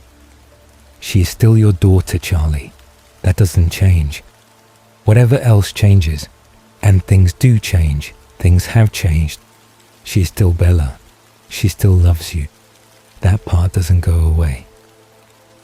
Charlie let out a slow breath. It wasn't the answer to the question he had actually been asking. He knew that. He and Jacob both knew that. But it was the truest thing Jacob had said in either of their conversations. And it was the thing Charlie needed most. And he held on to it in the quiet kitchen, with the porch light burning against the dark, and the rain coming down soft and steady on the town that had been his whole world for as long as he could remember. 2 more weeks. Different and changed. Still his daughter. He would hold on. The phone call came on a Thursday morning, and it was Bella's voice, and it was different. Not different in the way it had been during the honeymoon calls. The careful, managed quality he had identified and catalogued and worried over across weeks of insufficient sleep. Different in a more fundamental sense, in the way that a familiar piece of music is different when played in a different key. The notes were the same. The melody was recognizable, but something in the underlying register had shifted, something in the resonance and the texture of it, and Charlie felt it in the first 3 words she spoke before his conscious mind had caught up with what his instincts were already processing. She said she wanted to see him, that she was ready, that he could come today if he wanted to. He said he would be there in an hour. He was there in 40 minutes. He had thought during the drive out to the Cullen house that he had prepared himself adequately for whatever he was about to find. He had been living with the accumulated strangeness of the past several months. The managed calls, the careful deflections. Jacob's warnings about her looking different. Billy's quiet counsel to be ready for change. He had turned all of it over during the long, sleepless stretches of the preceding weeks, had assembled it into every configuration he could imagine, had tried to arrive at some version of what he would find at the end of that driveway that would allow him to walk through whatever came next without being undone by it. He had not prepared himself adequately. Bella was standing on the porch of the Cullen house when he pulled up, and Charlie saw her through the windshield before he turned the engine off, and he sat very still for a moment with his hands on the wheel and looked at his daughter and tried to find his footing. She was standing straight, which was the first thing he noticed. Bella had always carried herself with a slight uncertainty of posture, the physical expression of someone who was never entirely comfortable taking up space, who moved through the world with a slight apology in her bearing. That was gone. She stood with a stillness and a straightness that reminded him, with a jolt he felt in his stomach, of the way the Cullen stood, the way Edward stood, the particular quality of someone who does not need to shift their weight or adjust their position because they are completely at ease in their own body in a way that ordinary people simply are not. She was pale, paler than she had ever been, which was saying something because Bella had always been fair. This was different. Not the paleness of illness or cold, but something more absolute, a quality of skin that caught the weak autumn light and held it differently than it should, that looked less like the paleness of a person and more like... He did not complete the thought. He did not have the framework to complete it. And some part of him knew that forcing a conclusion now, before he had spoken to her, before she had been given the chance to explain in whatever way she was going to explain, would be a mistake. She was beautiful. That was the other thing. The thing that sat alongside all the wrongness and the strangeness and the alarm his body was quietly sounding. She had always been pretty in the understated, unassuming way she had. The way that didn't demand your attention, but held it once you gave it. This was something beyond that, something amplified beyond the natural, and it was the amplification that troubled him more than the beauty itself. It was too much, too precise, the kind of beauty that does not occur in nature without assistance. Charlie got out of the truck and walked toward the porch, and Bella watched him come, and he watched her watching him, and neither of them said anything until he reached the bottom of the porch steps and stopped. "Hi, Dad," she said. Her voice was the same voice and not the same voice. The way her face was the same face and not the same face. Present and recognizable and altered at the level of something he couldn't name. "Hi, Bells," he said, and was surprised by the steadiness of his own voice. He climbed the steps, and she came forward, and they hugged, and that was when the full weight of it landed. She felt wrong, not wrong in the sense of dangerous or threatening.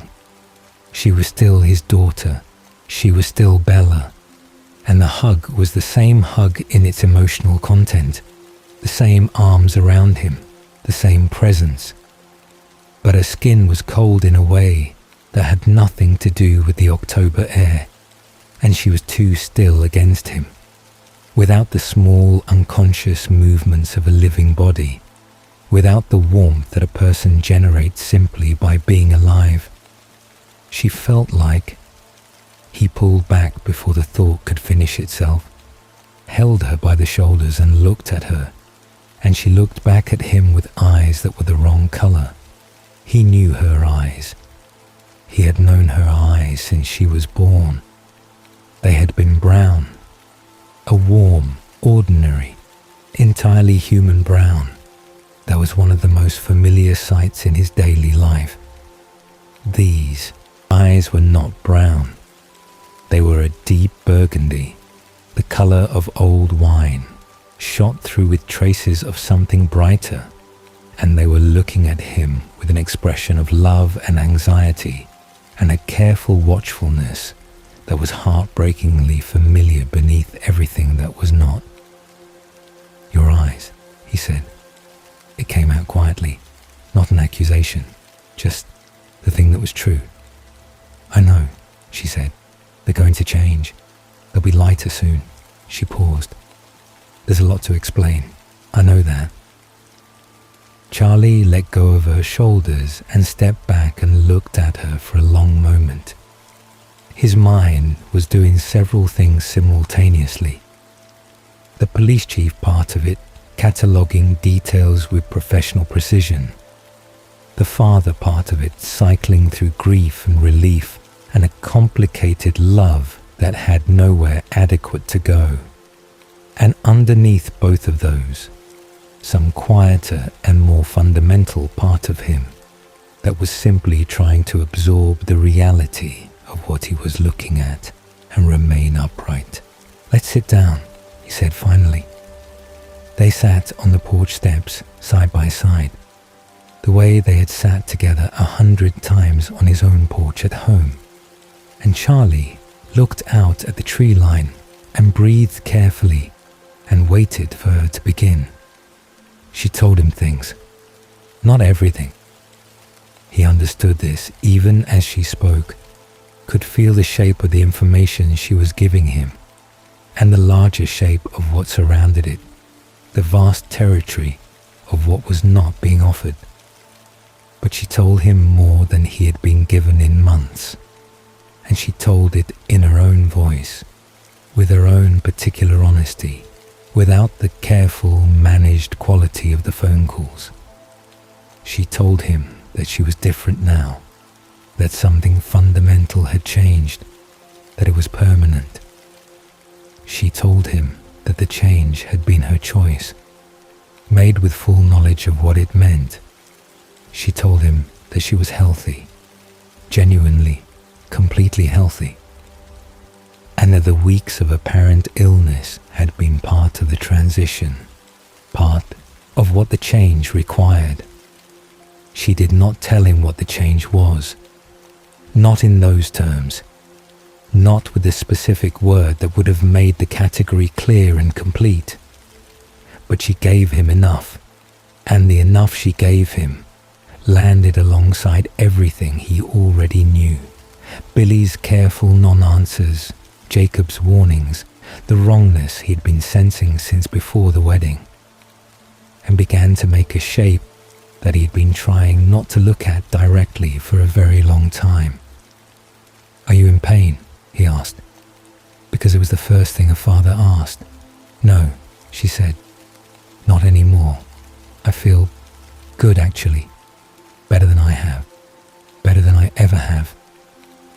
He looked at her, at the impossible pallor and the wrong-coloured eyes and the stillness of her, and saw beneath all of it the expression on her face that was simply and unmistakably his daughter, the earnest directness she had always had, the slight anxious tuck at the corner of her mouth when she was worried about how something was landing.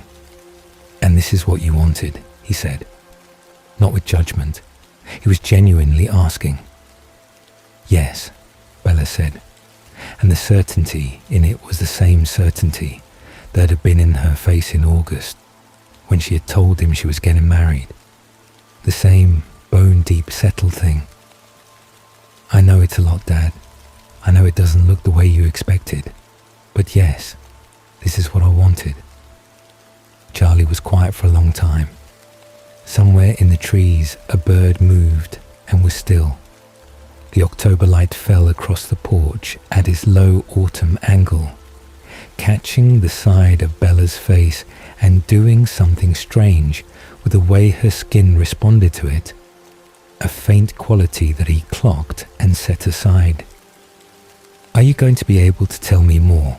he asked. "Eventually." "Some," she said carefully. "There are things I can't explain fully, not because I don't want to, but because..." She stopped, searching for the words. "Because some of it is bigger than just us. There are other people involved, other situations. I can't speak for all of them, but I will tell you as much as I'm able to, I promise. In time." "In time," Charlie repeated. He looked down at his hands, the familiar worn hands he had looked at his whole life, and then back at his daughter's face. "You're not going to age," he said quietly. Not a question. He had arrived at it slowly, across all the weeks and the half-answers, and it had been sitting at the edge of his understanding for days now, waiting to be acknowledged. Bella met his eyes without flinching. "No," she said softly. "I'm not." He had known. Some part of him had known since long before today, had known since the first time he had sat across from Carlisle Cullen and felt the particular wrongness that his instincts couldn't name but couldn't dismiss. He had known and had not known, had held it at the edge of conscious thought, where it couldn't demand a response. Now it was here, stated plainly in his daughter's voice, on a porch, in October, and he had to decide what to do with it. He thought about asking more.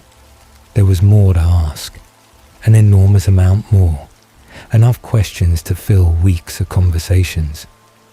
He thought about the word he had not said, and that she had not said, the specific category that all of this pointed toward. The thing in Billy's eyes and Jacob's careful language, and the way the Cullen family existed in the world, like something adjacent to ordinary life rather than within it.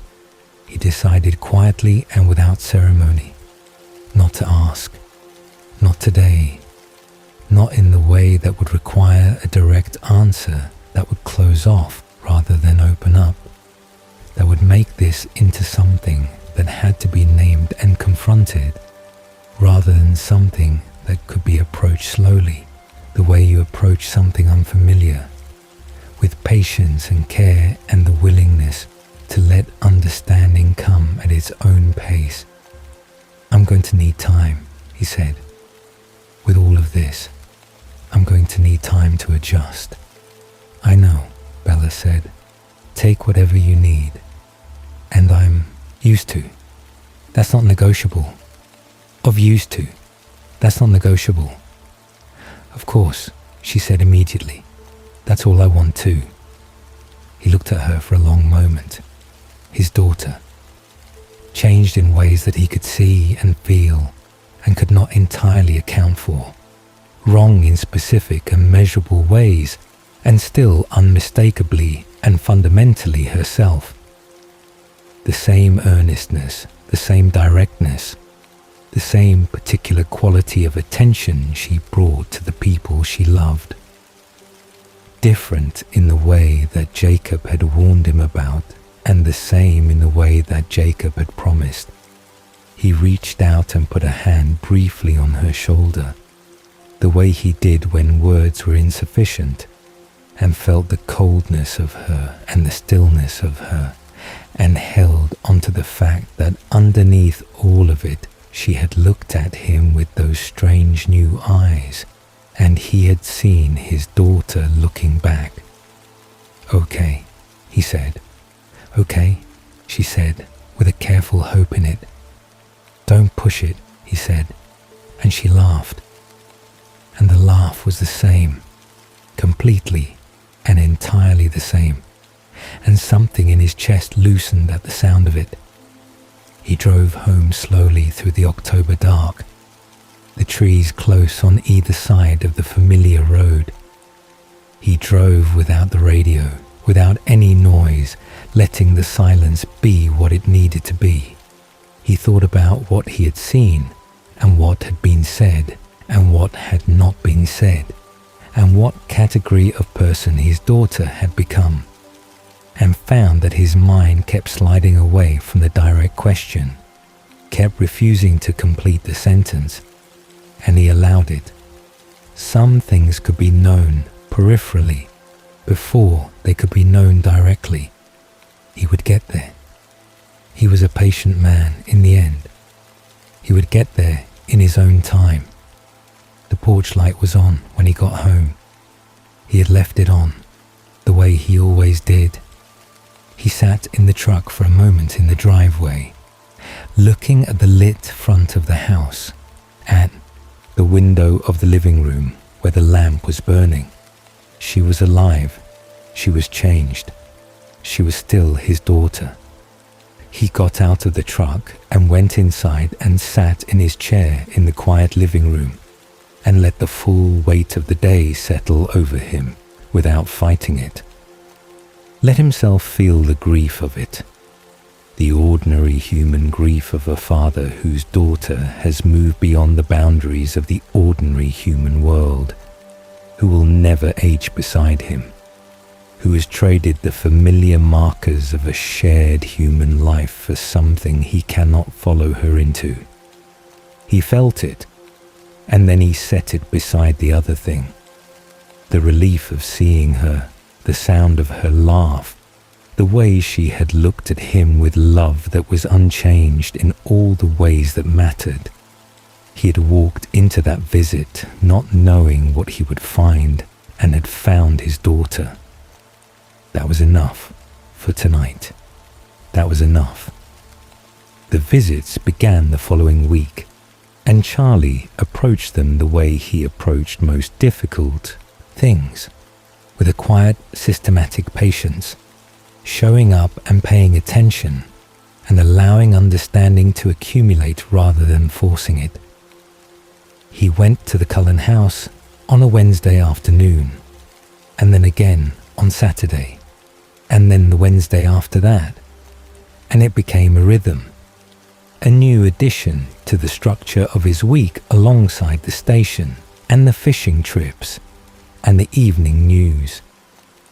He drove up the long driveway and knocked on the door and was let in, and each time it was slightly less strange than the time before, the strangeness wearing down at the edges through repetition, the way strangeness always did, if you gave it enough time and enough exposure. The Cullen house was different when you were inside it as a guest, rather than as a suspicious father demanding information at the door. It was still the Cullen house, still the glass and pale wood, and the particular quality of light through the wide windows, still the almost excessive beauty of the space, still the family moving through it with that fluid, unhurried grace that Charlie had never managed to naturalize entirely. But there was a warmth to it that he hadn't had access to from the outside, a texture of domestic life that was strange in its specific details, but familiar in its general shape. Esme in particular made an effort, always, the quiet maternal attention she brought to every visit, the small gestures of hospitality that were offered not to manage him, but simply because that was who she was, how she moved through the world. Charlie found himself appreciating it in spite of himself, because it was genuine, and genuine things were easy to recognize when you had spent a career distinguishing them from the other kind. Bella was always there. That was the primary thing, the thing he organized each visit around. The simple and still miraculous fact of her presence, her visibility, the ability to sit across from her and hear her voice and watch her face and confirm with his own eyes that she was there and real. He had spent enough weeks being denied this that the having of it felt significant each time, not something to be taken for granted. He studied her during those early visits with the same careful attention he brought to things he was trying to understand. Bella had always been Bella in the fundamental sense. The directness, the particular quality of her attention when she was listening, the dry humor that emerged when she was comfortable, the slight anxious tension in the corners of her expression when she was worried about someone she loved. All of that remained. He found it each visit, confirmed it, held on to it. But the other things remained too, and he was learning to see them without the same spike of alarm that accompanied the first encounter. The coldness when she touched his arm in greeting, the absolute stillness when she was not actively moving, a quality of rest that was unlike anything a living body produced, the eyes which had shifted from the deep burgundy of that first day through a series of intermediate shades and were now settling towards something that he could only describe as amber, the same general register as Carlyle's, as Edward's, as all of them. He noted these things and filed them and allowed them to exist in the same space as his daughter without forcing them into a category he was not yet ready to name aloud. Edward was quieter around Charlie than he had ever been, which Charlie appreciated without being able to fully explain why. There was a quality of deference in it, not the practiced deference of the courtship period, the careful politeness Edward had always deployed when Charlie was present, but something more genuine, more careful, as if Edward understood that he owed Charlie a particular kind of space right now, a particular kind of patience. Charlie had not revised his opinion of Edward, did not think he was likely to revise it wholesale or quickly, but he noticed the deference and it registered. The family, as a whole, was different with him now in ways that were subtle but real, less managed, less the unified front of composed performance and more. Not ordinary, they were never going to be ordinary, but present, as though the effort to maintain the illusion entirely had been quietly set aside, and what remained was simply what they actually were, operating in the same space as him and not pretending otherwise. Carlyle still had the authority and the careful consideration of someone who understood the weight of what Charlie knew. Emmett's humour was enormous and unchecked and occasionally startling. Rosalie remained distant, but had stopped the particular cold disapproval that had characterized her manner before, replacing it with something more neutral, more like indifference than hostility. Alice moved around the edges of every visit with the bright, particular intensity of someone who was seeing multiple versions of events simultaneously and finding the current one satisfactory. Jasper remained quietly on the periphery in a way that Charlie had stopped trying to interpret and had simply accepted as his manner. These were the people his daughter had married into. Charlie turned that fact over regularly during those weeks, examining it from different angles. He did not arrive at comfort with it exactly.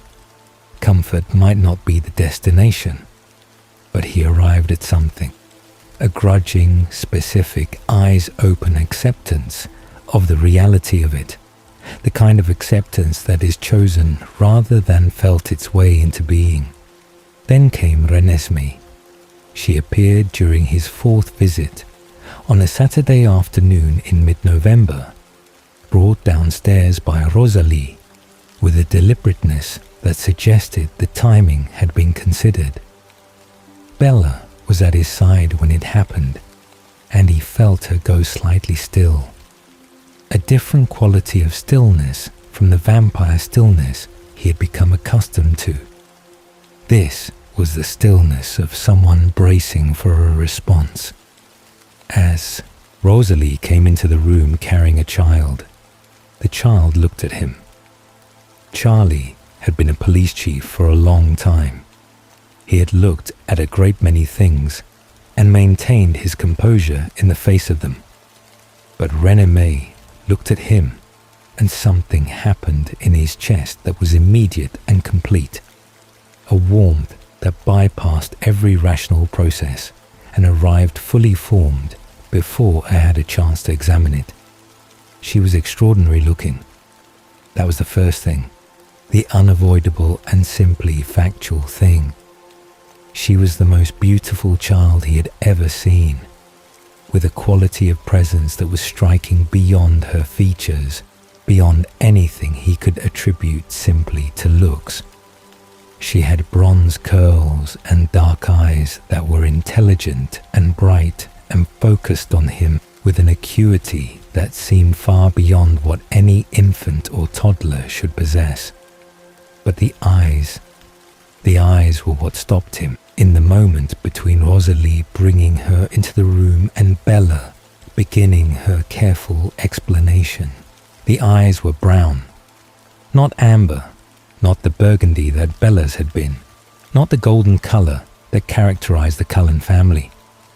Brown, warm and dark and human, and in them Charlie saw, unmistakably, shockingly, beyond any possibility of projection, something he recognized. A quality that was Bella's, a quality that was, in some feature he couldn't name exactly, a shape he had known his whole life. "Who is this?"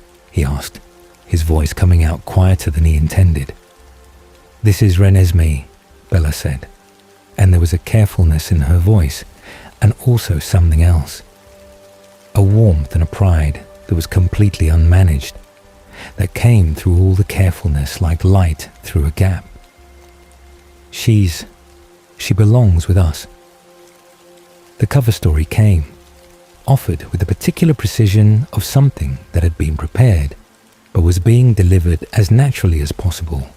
Renee as Edward's niece, the child of a relative, come to live with them. Charlie received it and held it alongside what he was actually seeing, and said nothing for a moment. Renesmee reached for him. Just reached, small arms extended in his direction, with the straightforward certainty of a child who has decided they want to go to someone and has no doubt they will be received.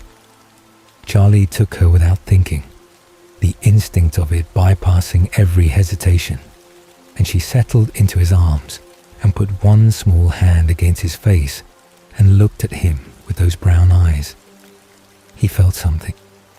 He could not explain what it was. A warmth at the point of contact, her hand against his cheek, and then a sensation that was not quite a sound and not quite a vision, but something in between. Something that passed from her into him and was gone before he could hold it. He looked at her and she looked back at him, and he understood, in a way that was entirely wordless and beyond his ability to interrogate, that this child knew him, that she was glad to be in his arms. "Hello," he said to her. It was all he could manage. She smiled at him, and it was Bella's smile. There it was exactly, the same smile he had known for 18 years on a different face. And Charlie felt the thing in his chest that had no name shift and settle into something that was simply love. The immediate and uncomplicated love that grandparents describe, and that he had never expected to feel this soon, this suddenly, this completely. He held her for the rest of the visit. He did not ask the question that the holding of her raised. He was aware of the question. It was not a subtle question. It did not require sophisticated reasoning to arrive at. The presence of this particular child in this particular family, with this particular child's eyes, pointed toward an obvious and impossible conclusion. He was aware of it, and he set it aside, the way he had been setting things aside since October, adding it to the collection of things he was approaching slowly, rather than confronting directly. After that visit, Renesmee was always there. She seemed to remember him, which was itself a thing he noticed. The immediate recognition each time he arrived, the way she oriented toward him, the reaching. She was developing with a speed that he would have found alarming in different context, but which he had already tacitly filed into the same category as all the other things about this family that operated outside of ordinary expectations. She was speaking, briefly and with startling clarity, within weeks of that first meeting. She was walking, running, with a sureness of foot that no child her apparent age possessed. She was, in every observable way, impossible, and she was his. He knew it. He had known it in the first moment she reached for him. Whatever the specific biology of the situation, whatever the circumstances of her existence that he was not yet being told, she was Bella's daughter, and she was his granddaughter, and she looked at him with eyes he recognized, and that was the complete and sufficient truth of it. Jacob reappeared around this time, drifting back into the periphery of Charlie's life with the natural ease of someone who has always belonged there. He showed up at the Cullen house on a Tuesday when Charlie was visiting, and sat in the corner with Renesmee on his knee, and talked to Charlie about the mariners with the comfortable directness of their old fishing trip conversations. And Charlie looked at him, at the ease of him in that house, the way he moved among the Cullen family with a familiarity that was clearly deep and established, the way Renesmee grabbed at his hair with the confidence of a child who knows exactly who her people are, and felt something in the accumulated strangeness of the past several months begin to resolve, not into clarity exactly, but into something he could hold. "You knew," Charlie said to Jacob, during a moment when the others had drifted out of the room. Not an accusation, just the plain fact of it.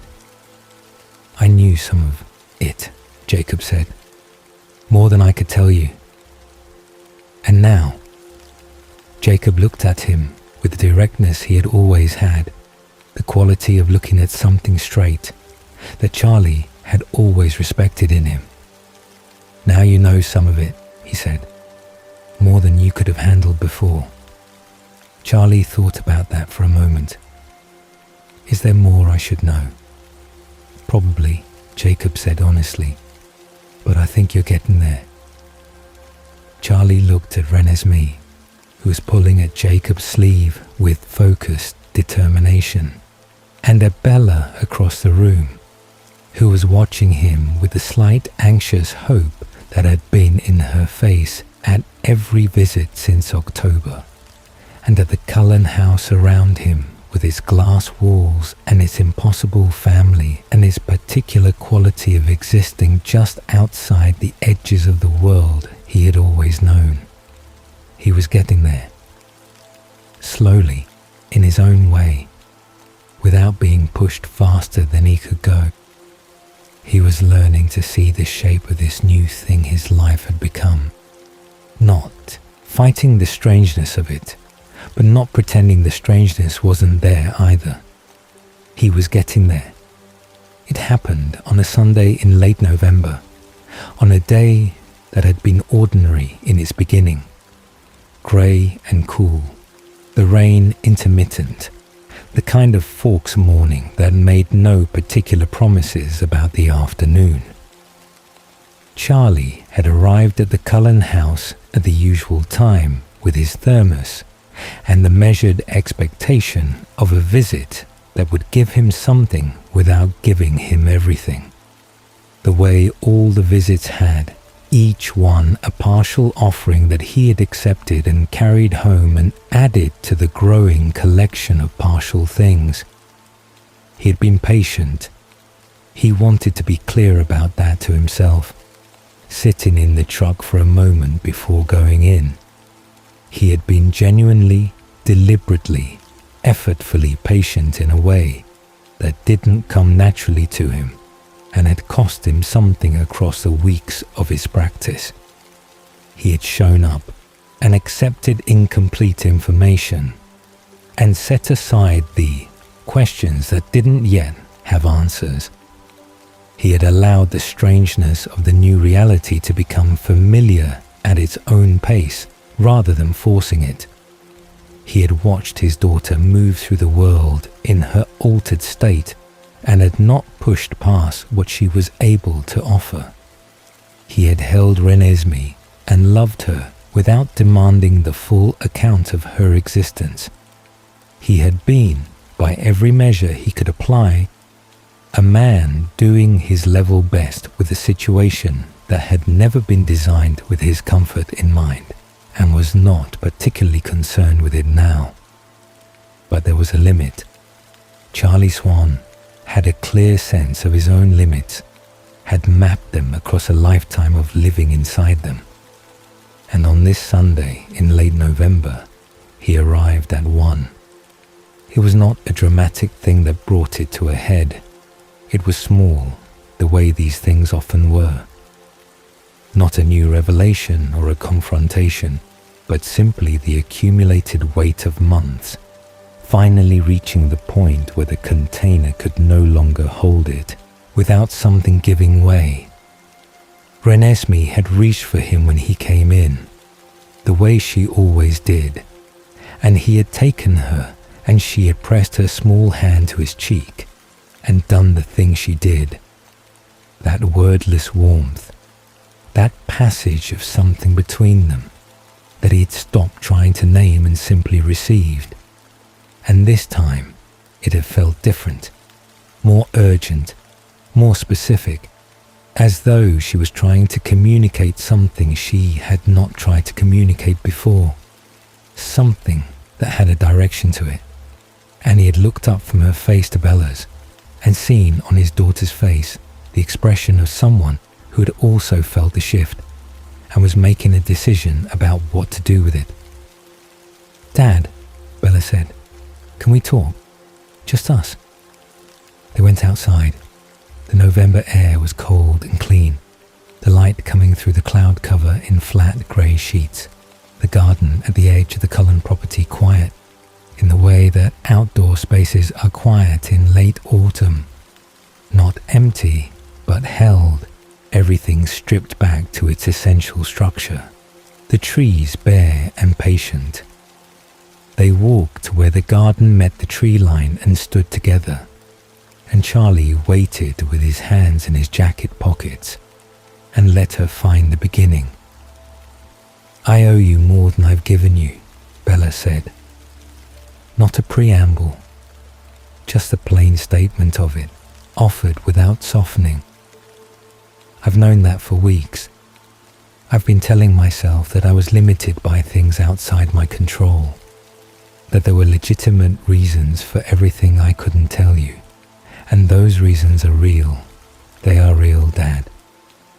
But I've also been using them as a way to avoid a harder conversation, and you deserve better than that." Charlie looked at her, at the impossible paleness of her in the grey November light, the amber eyes that had become familiar without becoming ordinary, the absolute stillness of her when she was not in motion, and beneath all of that, unmistakably and completely, his daughter. "Okay," he said. "There are things I still can't tell you," Bella said.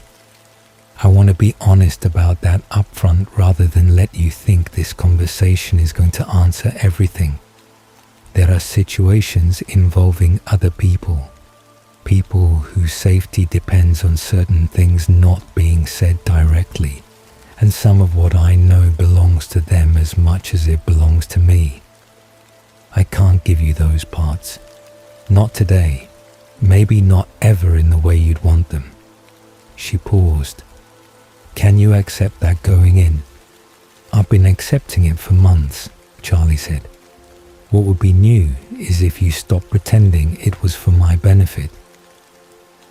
Bella was quiet for a moment, and something in her expression shifted. The slight flinch of recognition, the acknowledgement that he had seen accurately. "Yes," she said, "that's fair. So tell me what you can tell me," Charlie said.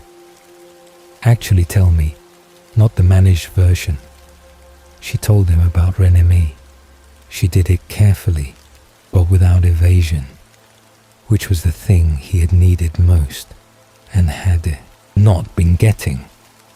The sense of someone navigating toward the truth rather than away from it, even if the route was indirect. She told him the essential thing first, the thing he had known underneath everything since that first afternoon on the porch, when Rosalie had carried Renesmee into the room, and the child had looked at him with Bella's eyes.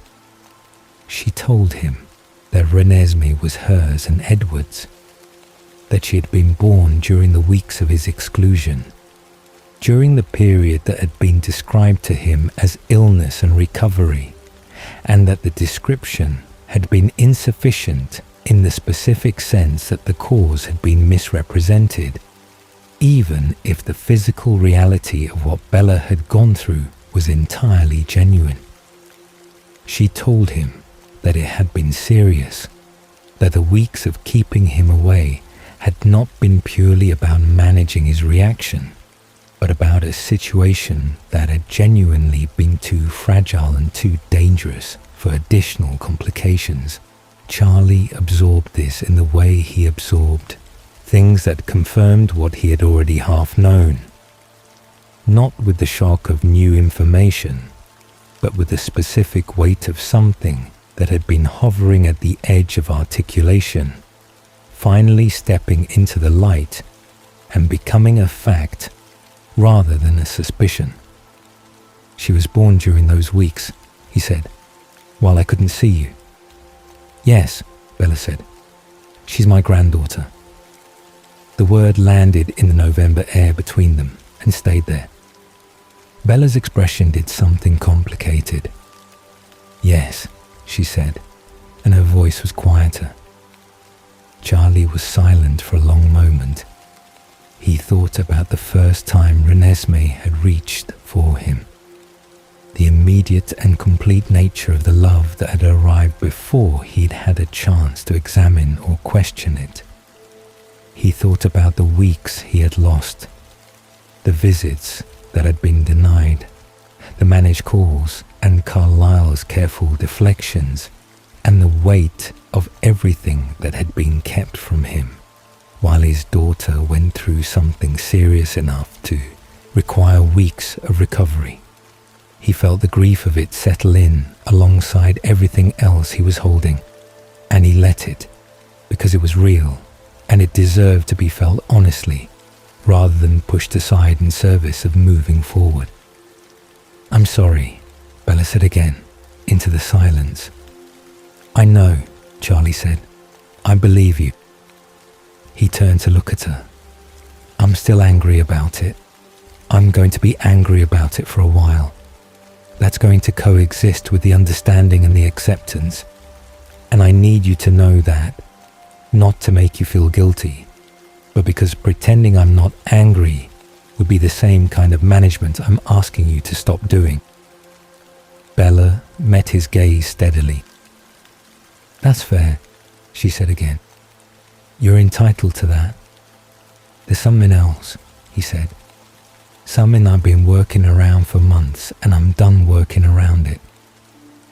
He paused, choosing the words carefully, because he was not entirely sure he wanted the answer, but had arrived at the point where not knowing was worse than knowing.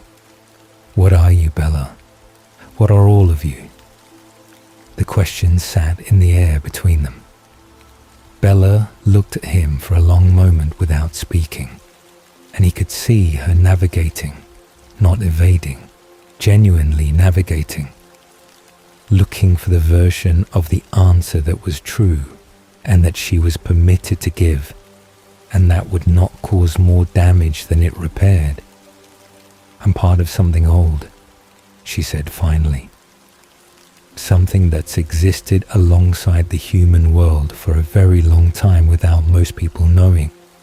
Something with its own rules and its own community, I suppose, though that word isn't quite right.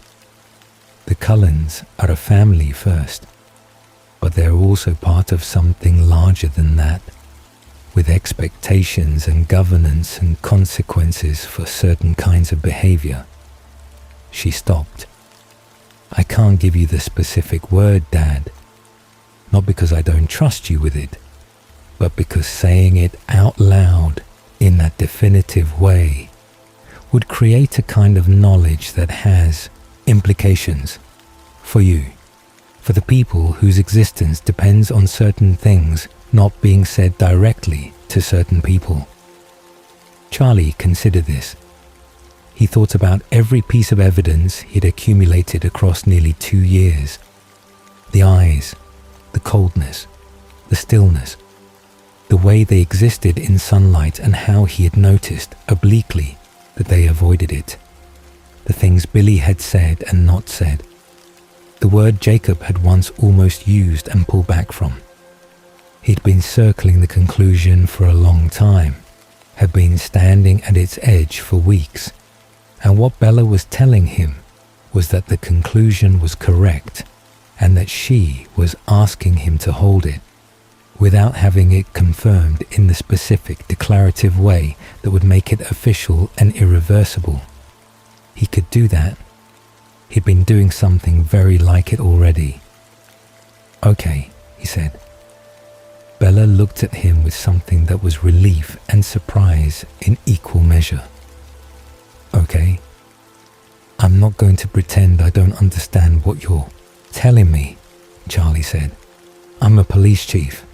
I can follow implication, but I can also understand when saying a thing out loud creates a different situation than the thing being understood." He paused. "What I need is what I told you. To stop being managed. To have you trust that I can be inside this, in the way you're describing, without it destroying me. Can you do that?" "Yes," Bella said. And then, after a moment, more quietly, "Yes, Dad, I can do that." They were quiet for a while together, standing in the cold with the bare trees around them and the Cullen house visible through the glass behind them, warm and lit against the grey afternoon. Charlie thought about what had just been exchanged and what it meant, the new contract of it, the shift from managed distance to something more like genuine inclusion, partial and bounded, but real. "There's one more thing," Bella said, "about Jacob." Charlie looked at her. "He's not ordinary either," she said. "His people, Billy's people, have their own version of what I just described. It's different in its nature, but the basic principle is the same. There are things in the world that operate outside the rules you were taught to expect. You've been living alongside two of those things, without knowing it, for a long time." Charlie thought about Billy across years of friendship. The careful non-answers, the oblique warnings, the specific way Billy had asked whether Bella was alive in a manner that told Charlie everything about the shape of what Billy knew. He thought about the treaty, mentioned once and never elaborated on. He thought about Jacob himself, the changes in him, the heat, the size of him, the way he moved through the Cullen house as though he belonged there in some ancient and established way that preceded recent events. "The stories from La Push," Charlie said. "The old ones." "Yes," Bella said simply. He nodded once. That was enough. He didn't need the specific word for that, either. They walked back toward the house after a while, the cold deepening as the afternoon moved toward evening. Jacob was visible through the glass wall, sitting on the floor with Renesmee arranged across his enormous frame, with the complete trust of a child who has never had reason to doubt her safety. Charlie watched them through the glass and felt the strange and specific warmth of a man who has been given back something he hadn't fully realized he was in danger of losing. Inside, Renesmee saw him coming before he had cleared the door and was on her feet immediately, crossing the room toward him with a confident speed that still sent a small shock of delight through him every time. He crouched down and opened his arms, and she came into them warm and solid and immediate, and she pressed her hand to his face, and he felt the warmth and light of her communication move through him. He received it without trying to decode it this time. Just let it be what it was.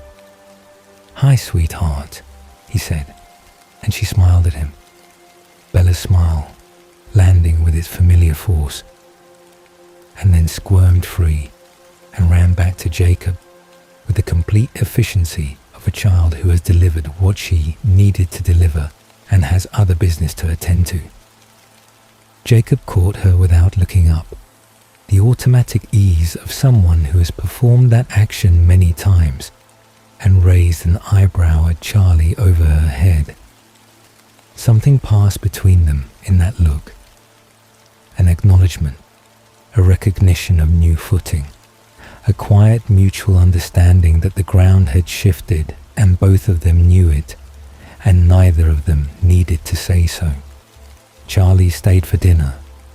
It was a first, and Esme's pleasure at the fact was warm and genuine, and not performed, which made it easy to receive.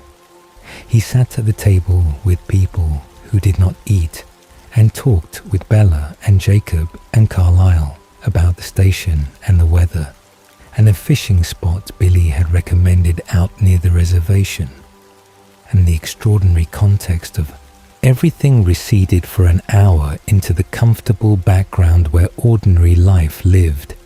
He ate Esme's cooking, which was excellent in the way that everything in the Cullen house was excellent, and drank his coffee, and watched Renesmee across the table as she sat in a high chair and regarded him with those brown eyes that had become one of the most important sights in his daily life.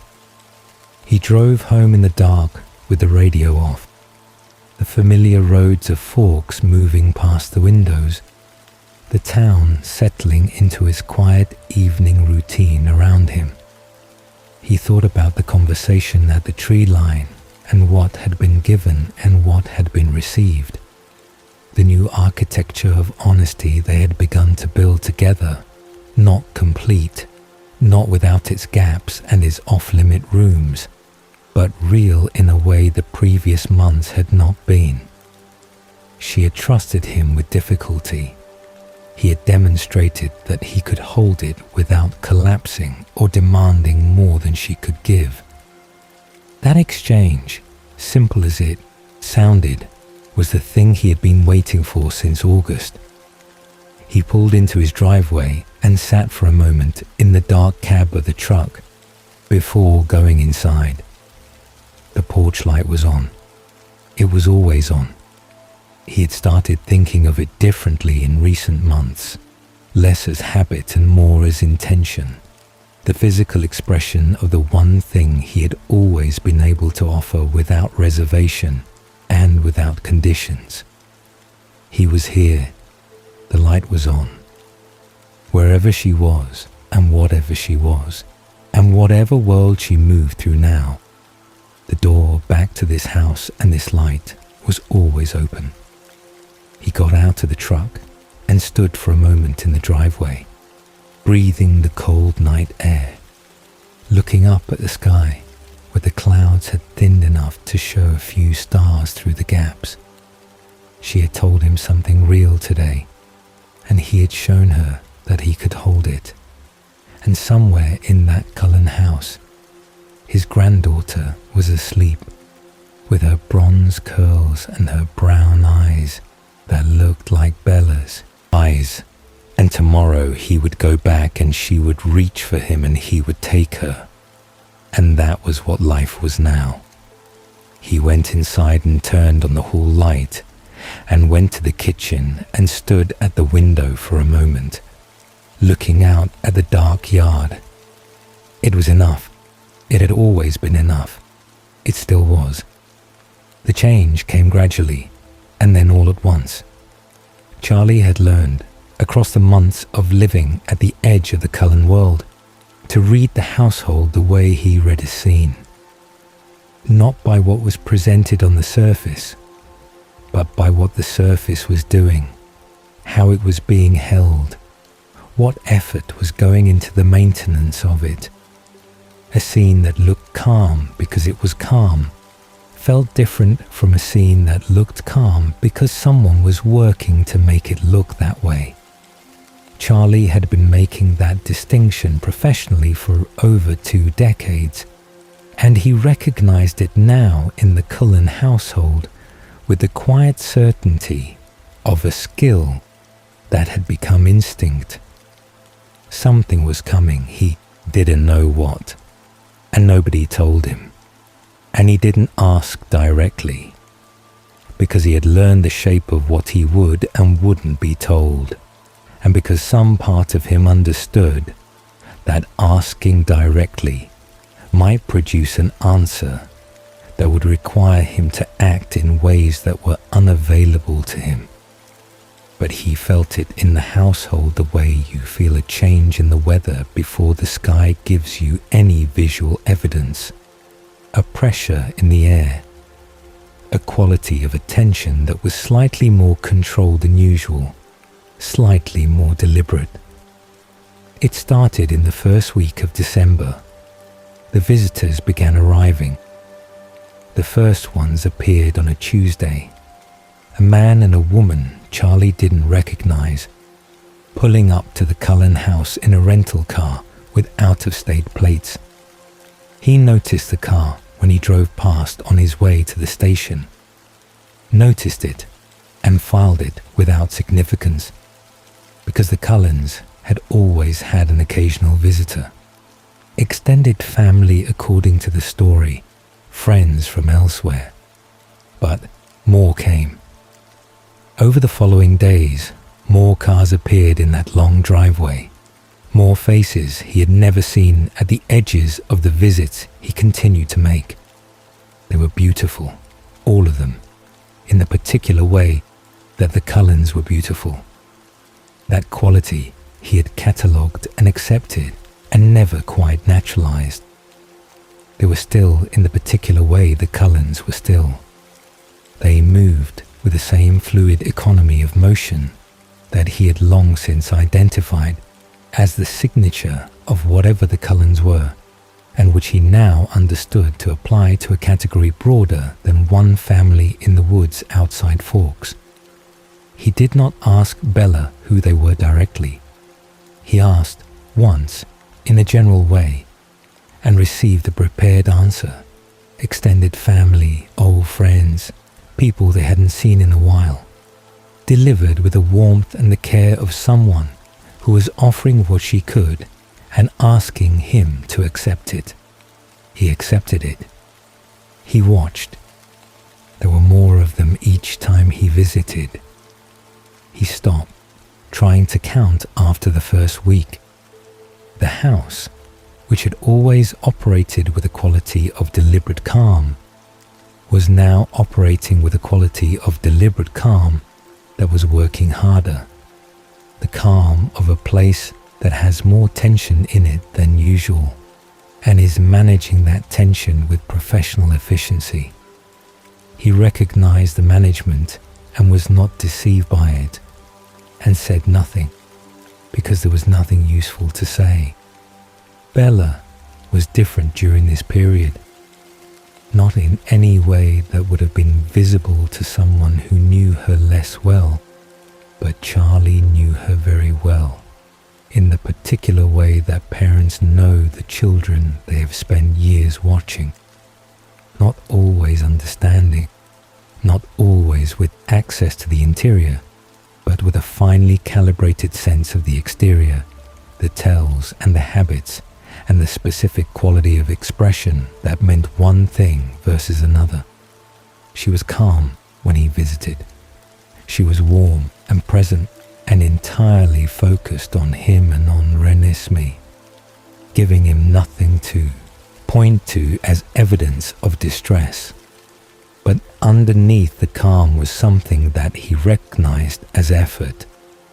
The calm was being produced, and producing it cost something, and he could see the cost in the slight deliberateness of her movements, the fractional excess of care in the way she chose her words. She was frightened of something. She was frightened and managing him away from the fear with love and attention and the careful warmth she had always used to take care of the people she didn't want to burden. He let her. He hated letting her, but he let her because the alternative was to push past what she was offering and demand information that she had already indicated she could not give. And he had made a promise to himself after the conversation at the tree line that he would not do that. He had told her he could hold the partial truth without requiring the complete one. He was holding it, but he stayed close. He adjusted the frequency of his visits without announcing the adjustment, coming by more often, staying a little longer, making himself a consistent and unremarkable presence at the edge of whatever was happening, so that if something broke through the carefully maintained surface, he would be there when it did. It was the only available action, and he took it. Jacob was also different during this period, and Jacob was harder to read than Bella, because Jacob's particular brand of emotional management was less polished.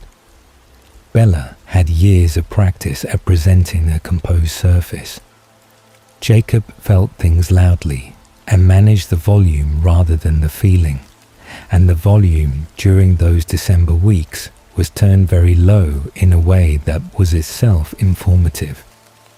He was at the Cullen house almost every day now, which was not unusual in itself, but which had a different quality than his normal presence there.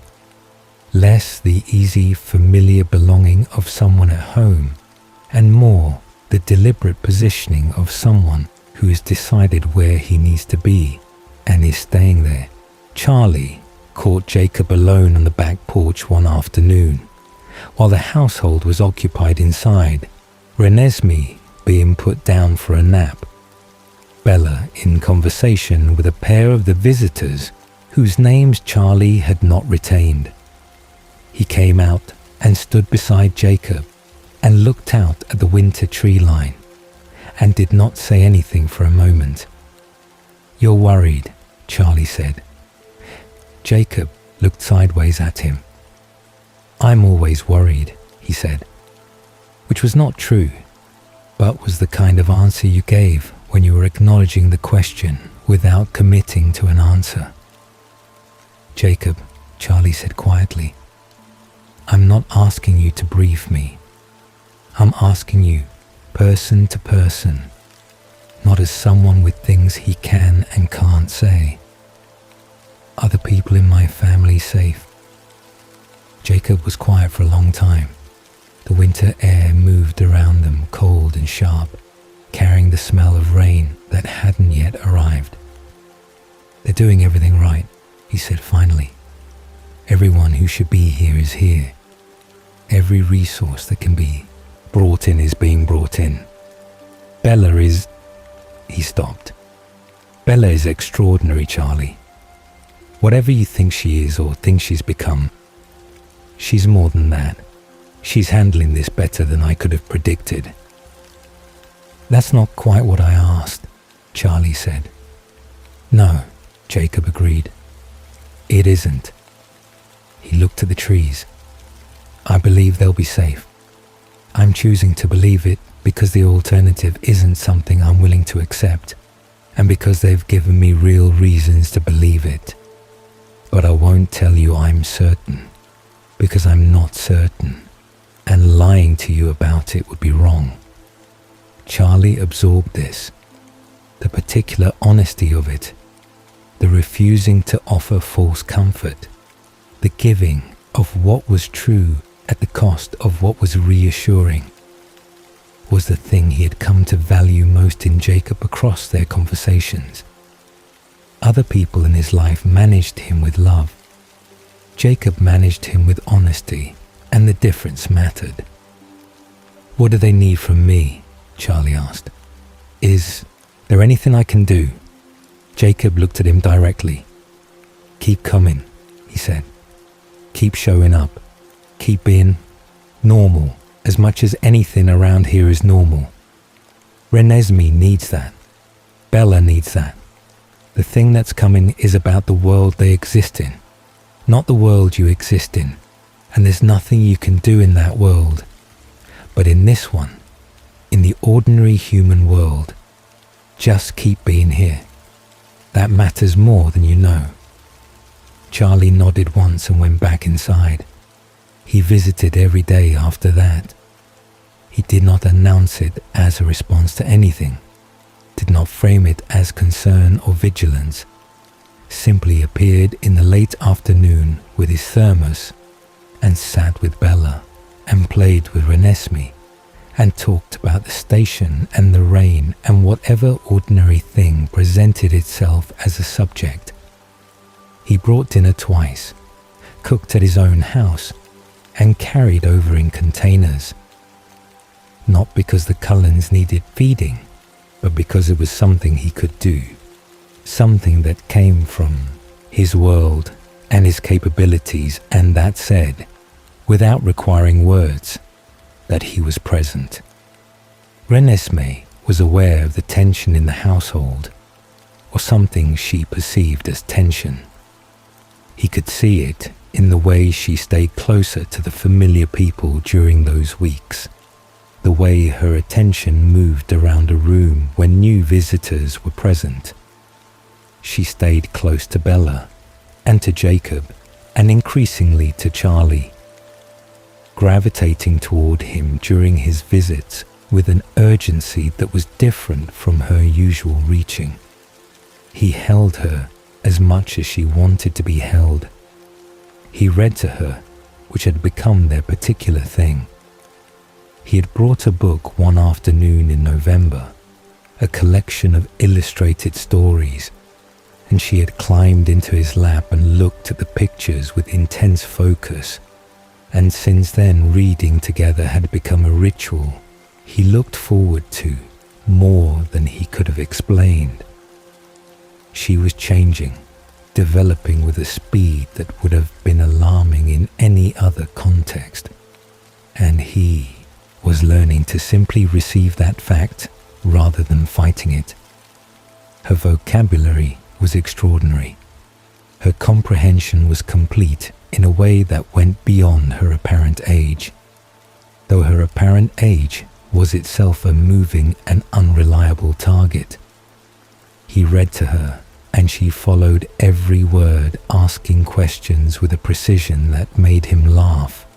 And in those reading sessions, the rest of it, the visitors and the tension and the thing that was coming that nobody would name, fell away into the background where it belonged.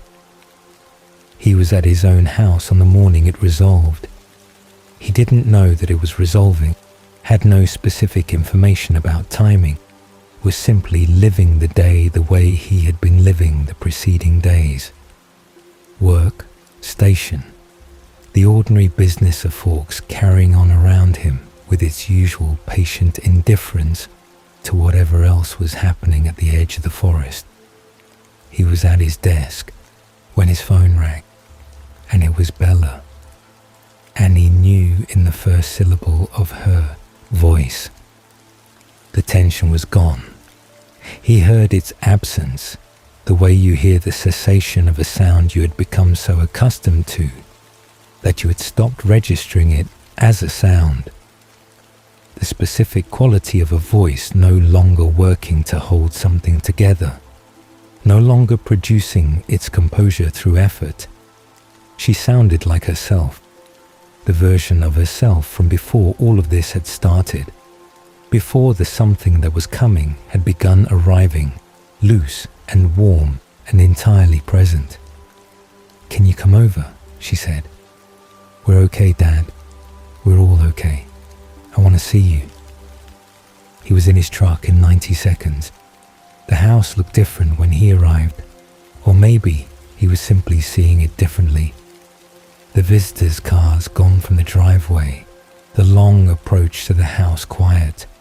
The household inside returned to the dimensions of itself he had been slowly learning across the months of weekly visits.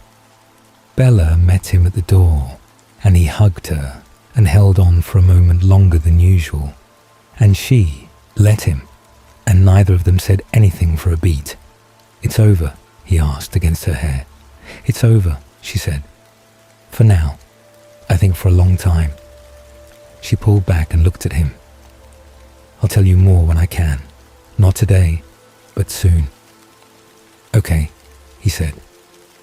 Renesmee appeared behind Bella's knee, having heard his arrival, and reached up for him with both arms.